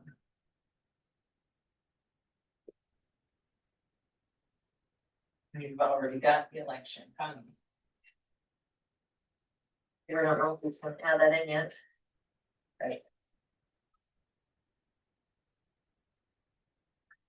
Like I said, I don't have a problem.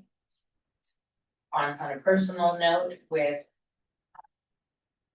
You know, having a more economical way. As far as utilizing crushed asphalt. You know, instead of the cement slab, yes, I already paid mine and it's done, and I'm not gonna say it didn't. But.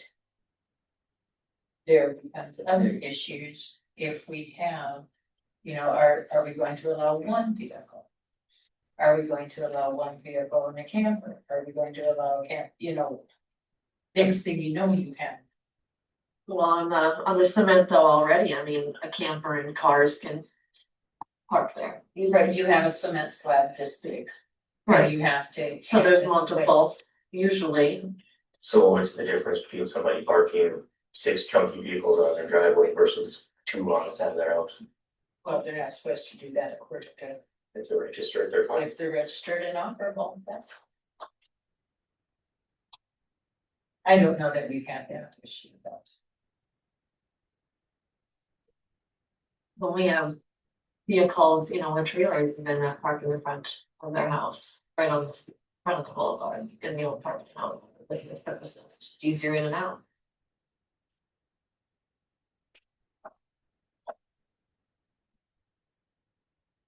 Give them a list and so we can make a determination on what we do with election and if there's something we want to do in the meantime. I would think that's a good idea. Is that a motion? I don't think we can. Stable to the. Allow for the attorney. For that.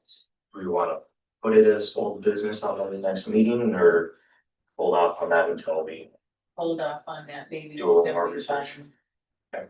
Yeah, maybe we can see something in other cities as far as the address. To where there may be an opportunity. In another municipality of how they address it.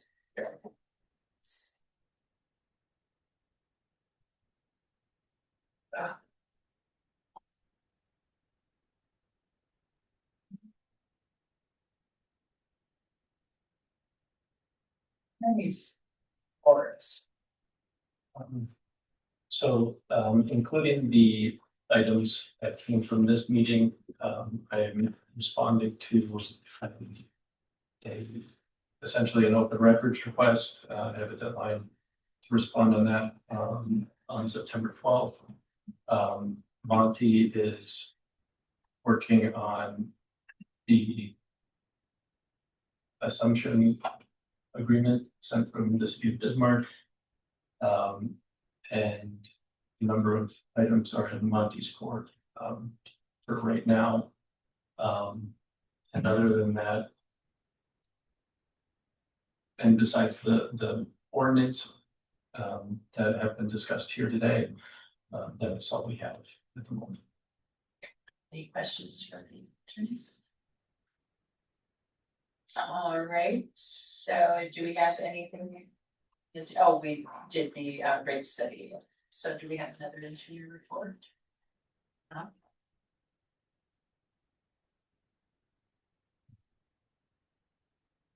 Mayor and council members, this is the engineering report for Lincoln. We had several meetings that I attended this month, including, or the month of August, including regular council meetings, although the August 21st meeting was attended by Matt Scheibel, our, what we consider assistant city engineer. The 18th was the MPO TAC meeting, committee meeting, and I had a meeting with staff on the 26th to help answer questions that I had coming on board and to discuss processes.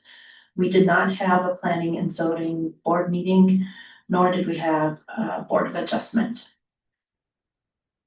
I do want to mention, since I'm talking about meetings, that I will have a conflict for the next meeting due to North Dakota League of Cities being held in town those same days.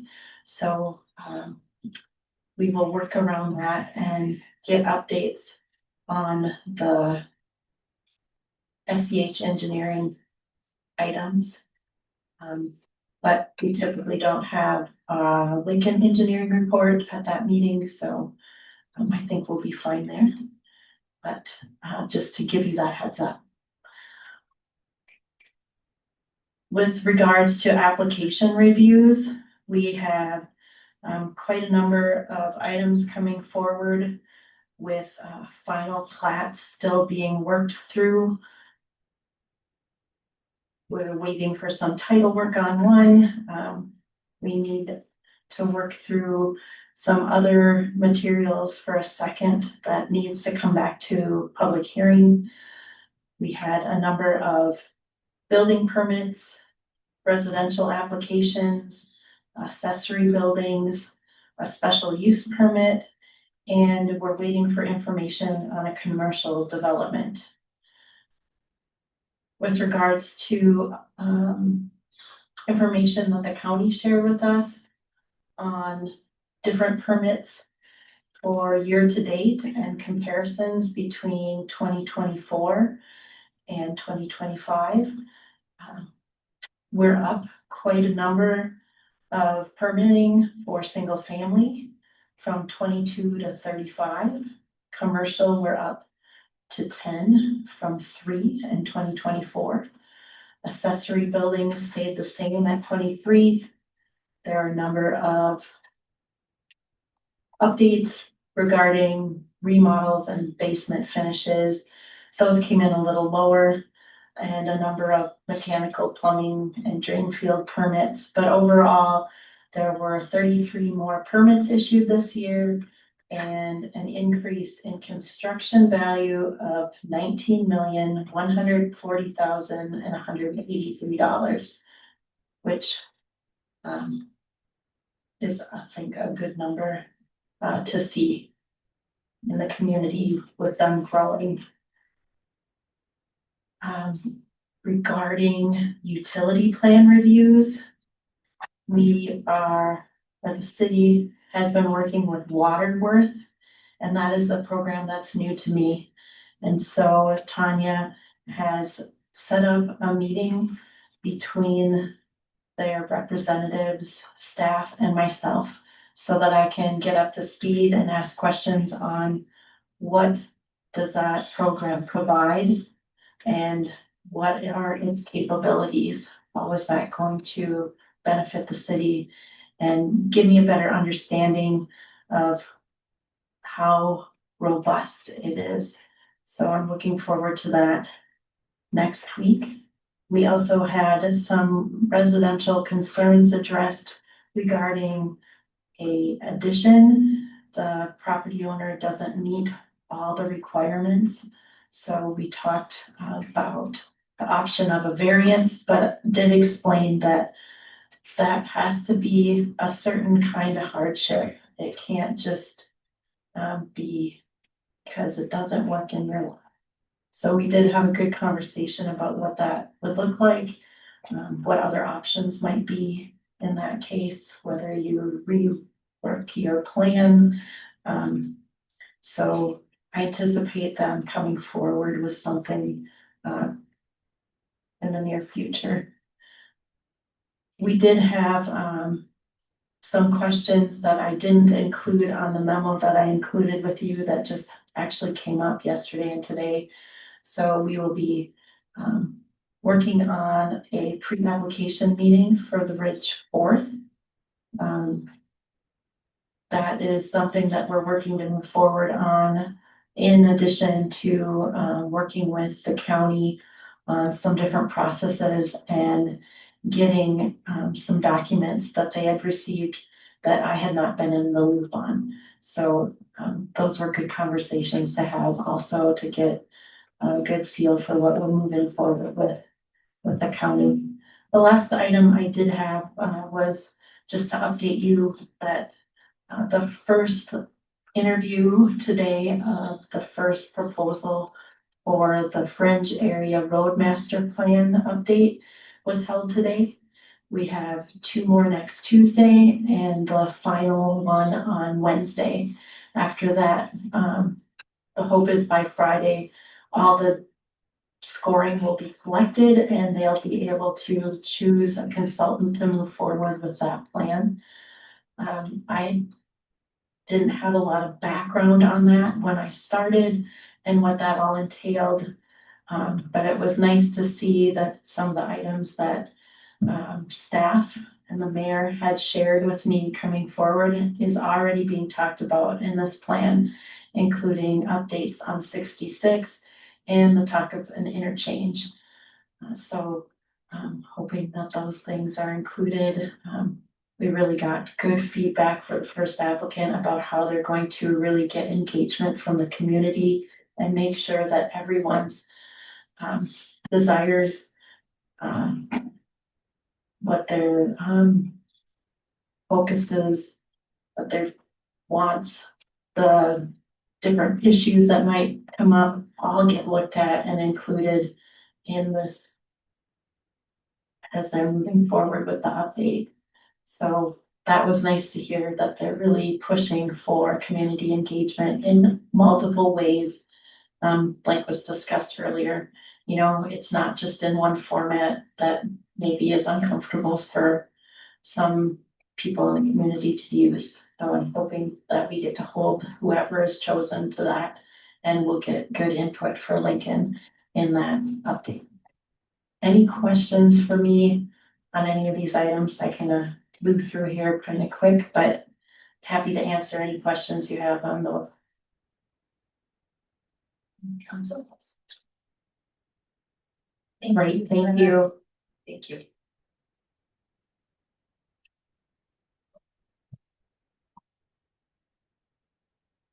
All right, next we have our portfolios. Start with Councilwoman Natalia. Okay, so Ashley said that she has been working on beautification and release letters to properties in violation. She collected some outstanding accounts and trained on the Banyan for new meter updates and entry for processing, and that's all I have. All right, Councilman Drumstick. I don't have anything too crazy to note for this meeting, other than, the rural fire department's new engine is completed and they have a crew. Is it Michigan? I have to double check, but over doing their final inspection, and then once that's complete, it goes somewhere to get a few more equipment upgrades and they'll be all set, so. Okay. All right, Councilwoman Davis. I don't have any updates this week. Councilman Shoemaker. No updates for me. Right, under my portfolio, I would like to read, I did get a response back from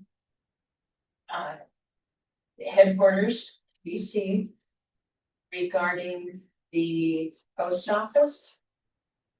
And as of right now, they say in accordance with the postal service policy, once a zip code boundary adjustment has been made to align with municipal boundary, additional requests to amend that boundary are not considered more frequently than once every 10 years, unless a substantial operational justification exists.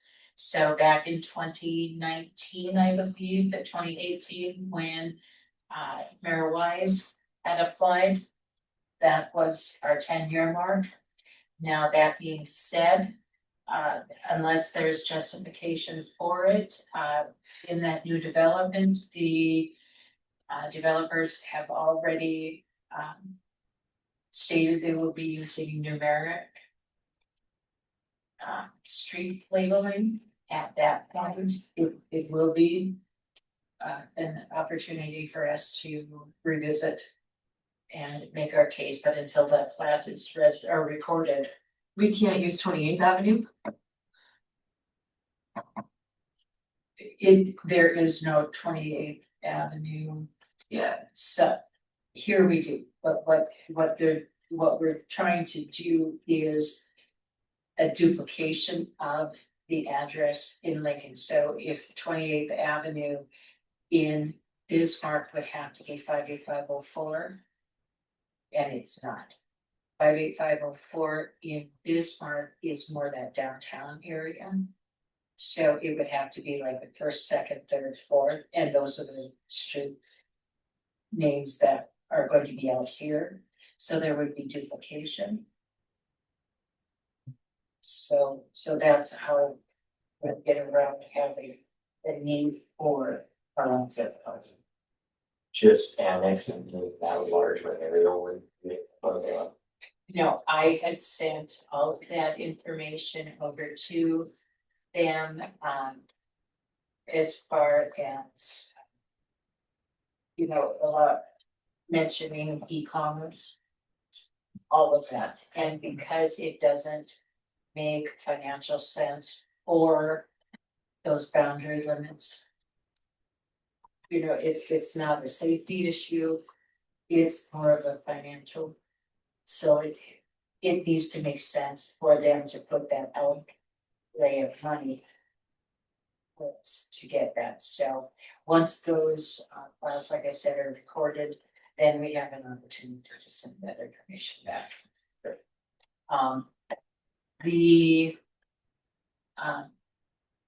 As our engineer had mentioned, the League of Cities conference is scheduled for the 17th to the 19th. So that, again, then that Thursday would be our scheduled council meeting. And in looking at, because I don't know if anybody else has registered, it is here in town, for some or all of the conference. I believe everybody received an invite from League of Cities. Is anybody else going? I haven't registered, I was wondering, so there are definitely a few agenda items that I need to register. Most of the ones that I feel would have interest to me are on one day. I'm wondering, do we have to register for the full 3-day? It is, the cost would not be any different. But, that being said, I mean, it's not that you would be, that you wouldn't be able to attend, just that one day. It's just your student page, or the city will still pay that $207 registration for that. But so I would encourage, and it's a wonderful opportunity to learn about the things that are impactful to the city. So if it works with your schedule, that would be great to attend, and then just have them bill the city for that. But like it was mentioned, that meeting falls within that. So is there availability for us to change our meeting, because the auditor, the deputy auditor will both be gone? And I will be in attendance also, because I'll be attending. That's the 18th, is that right? The 18th is our council meeting. Right. So if we did it, that we couldn't necessarily, or not that we couldn't, but it's It would only be 1 week if we moved it up, but if we did it the week after, that would still allow for We have us to a have that 2 budget hearing too on the 25th, don't we? Yes. We could do So both. it would be So we like could that. do both. Yeah, I'd be good with that. Yeah, we're already here anyway, might as well. objections. Okay, so do you want to do that prior to council meeting or after? I think before would be, since we already set it up first. But I really don't think it matters. Or I think because it it's could be a part of our council, so you can do your regular. Like you do here, and then you have your public break hearing. out or special. Okay, Yeah, that works. all right, so then if the auditor can post that, the change in our council meeting to coincide with the budget. So we're meeting the 18th. Do we need a vote for them? I don't think so, but it wouldn't hurt, I guess. You can do one. I'd make a motion to move our regularly scheduled council meeting from September 18th to the 25th. I'll second that motion. First by Councilman Bjornstead, second by Councilwoman Davis, all in favor say aye. Aye. Opposed? And so moved. No,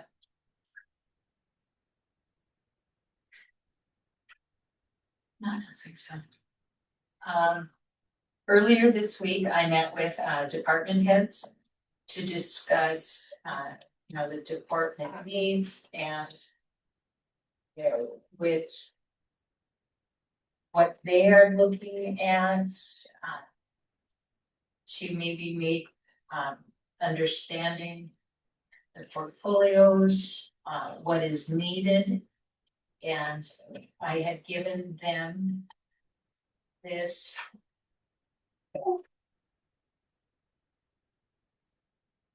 Just to see if we couldn't have more engagement from the portfolio holders, the understanding what some of that means and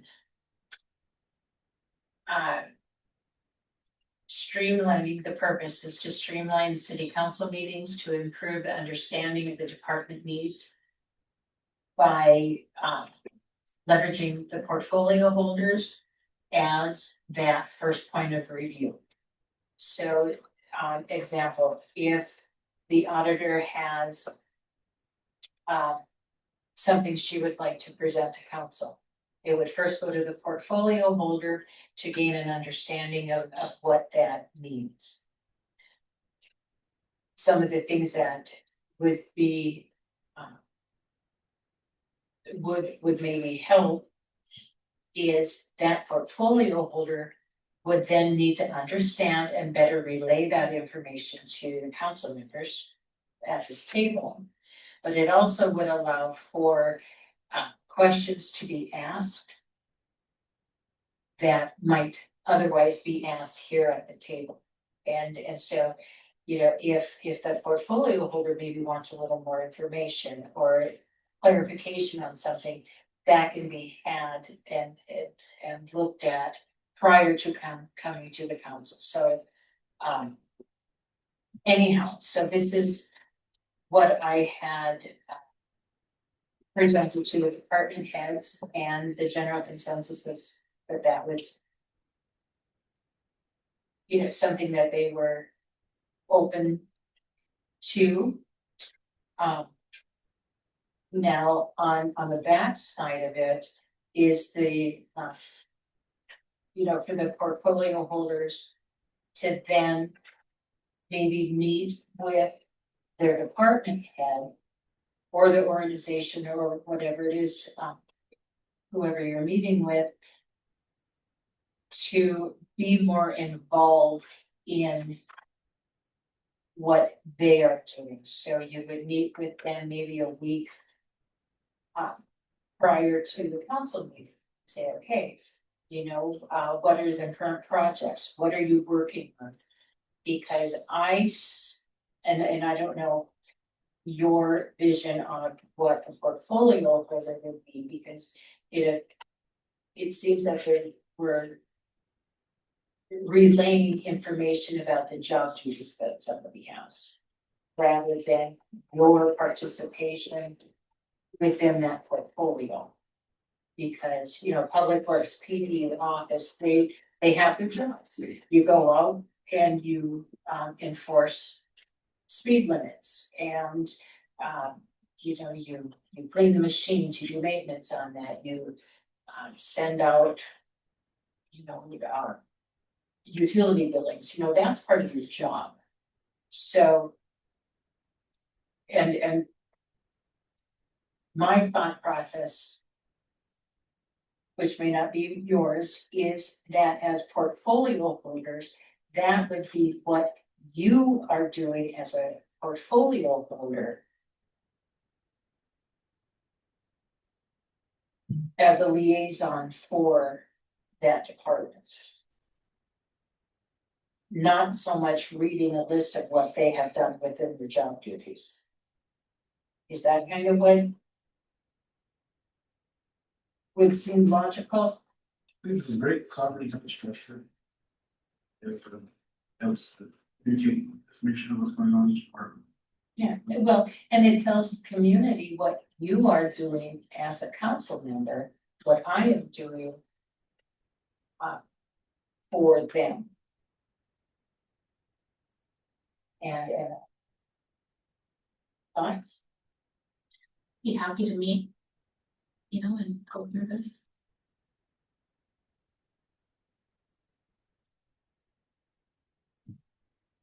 It's your layout for sure. Definitely. One of the commitments I have made to the department heads is that on a quarterly basis.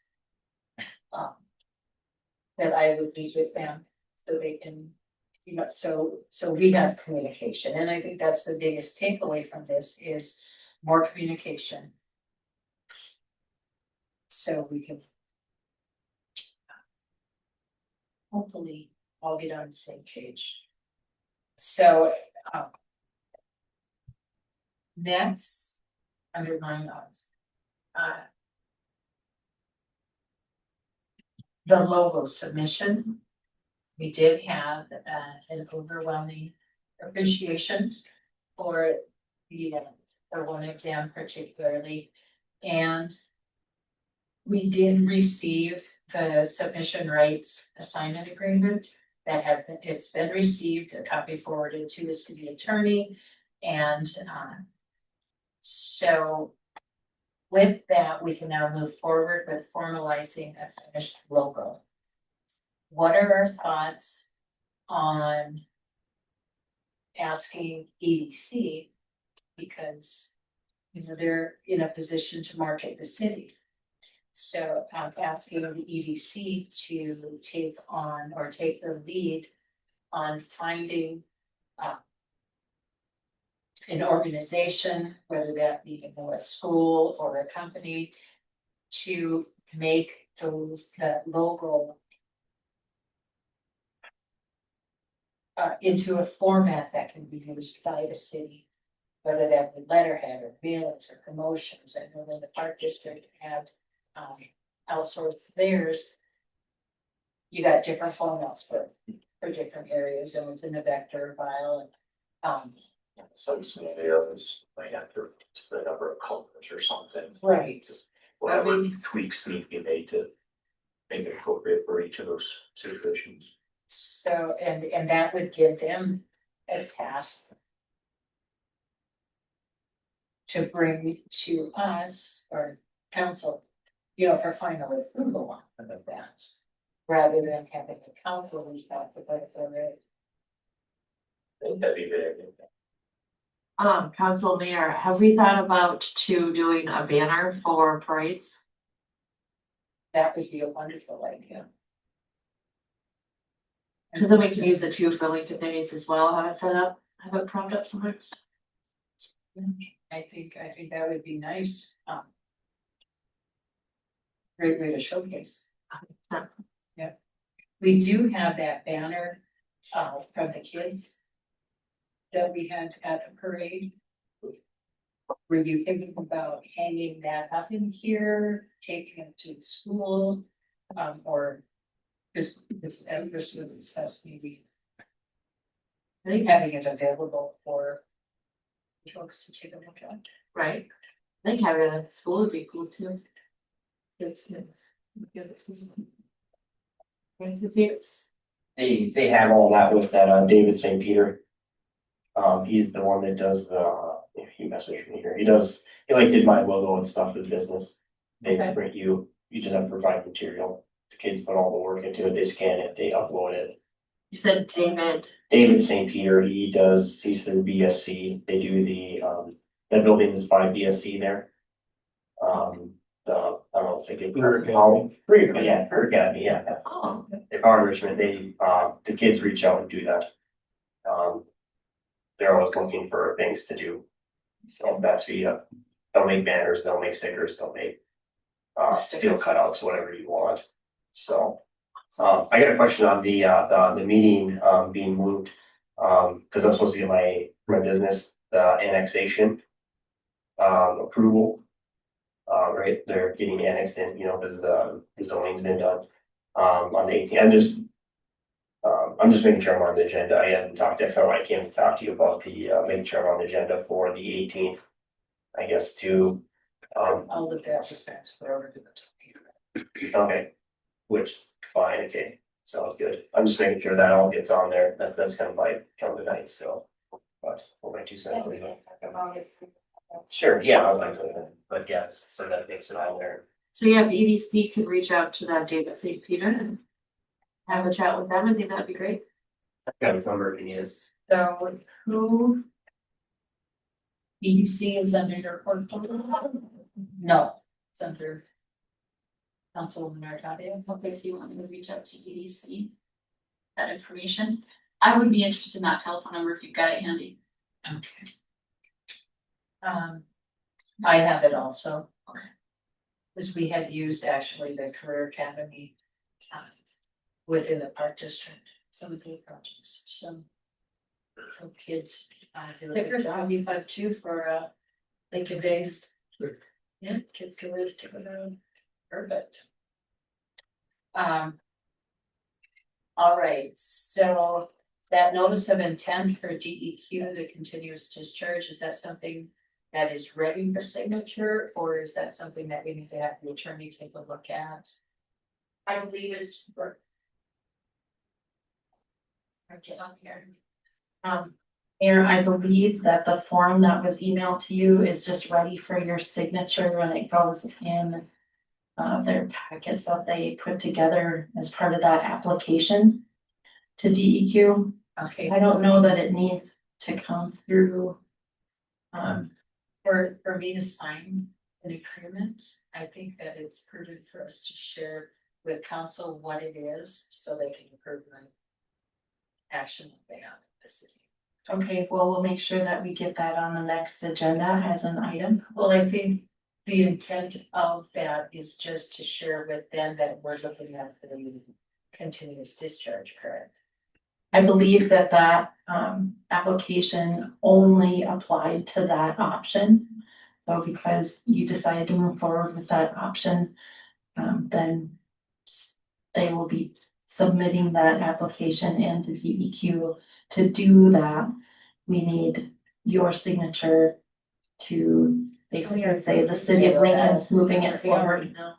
So I don't think that's needed then if we already know, because we already approved it, right? Okay, so if we get to a vote on this going forward with the notice of intent for DEQ, that I would be allowed to sign that on behalf of the city. Yeah. Yeah, so we voted on it, I think you're 100%. That was my understanding, so thank you for mentioning that. Thank you. And then I just wanted to share with you that the senior center in Bismarck has they have upgraded their logo and their naming. They are now A12 Center. So one of the things that was shared with me, I do have calendars back there with all the information on it, but one of the things that I wasn't aware of is that they will come out here and pick people up to go to the senior center. So that's wonderful to hear. And now that they've done their rebranding and have more time, they are looking at possibly doing a Meals on Wheels within the Lincoln community. So Yeah. I just wanted to share that information because I thought that was great. Has, random thought, mayor council, has the council or the city ever put on like a lunch for the school? You Other like than- that? Yeah, other than The the one pizza? parade, yeah. I know the Lincoln.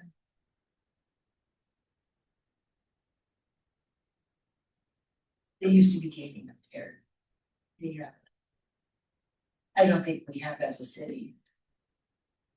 We're able to do them. Right, I just saw, BPS put up a post about school lunch and the cost and stuff like that, so I was just wondering if maybe the city would entertain giving a lunch one day. Something to look into or think about, I don't know if we can, but it'd be a As- city bank or something. Far as like a monetary donation. I think just setting up and actually cooking a lunch for them, if that would even be possible, but. Cause I know, middle school, like the end of the school year, you know, they normally have a big huge shindig and Cape City Bank will come and have a big huge grills or something. Oh, I wasn't aware of that. Yeah, something to think about, maybe we could do that one year with theirs. You wanna take a look at Sure. some of that? Okay. All right, and that's what I have on mine, so next we see, our auditor. I'm gonna tell you, I have nothing. That's okay, I'm sure you did a lot this week already. Gosh, yes. All right, if there's anything else. For the good of. That's all, we stand adjourned, it is 8:40.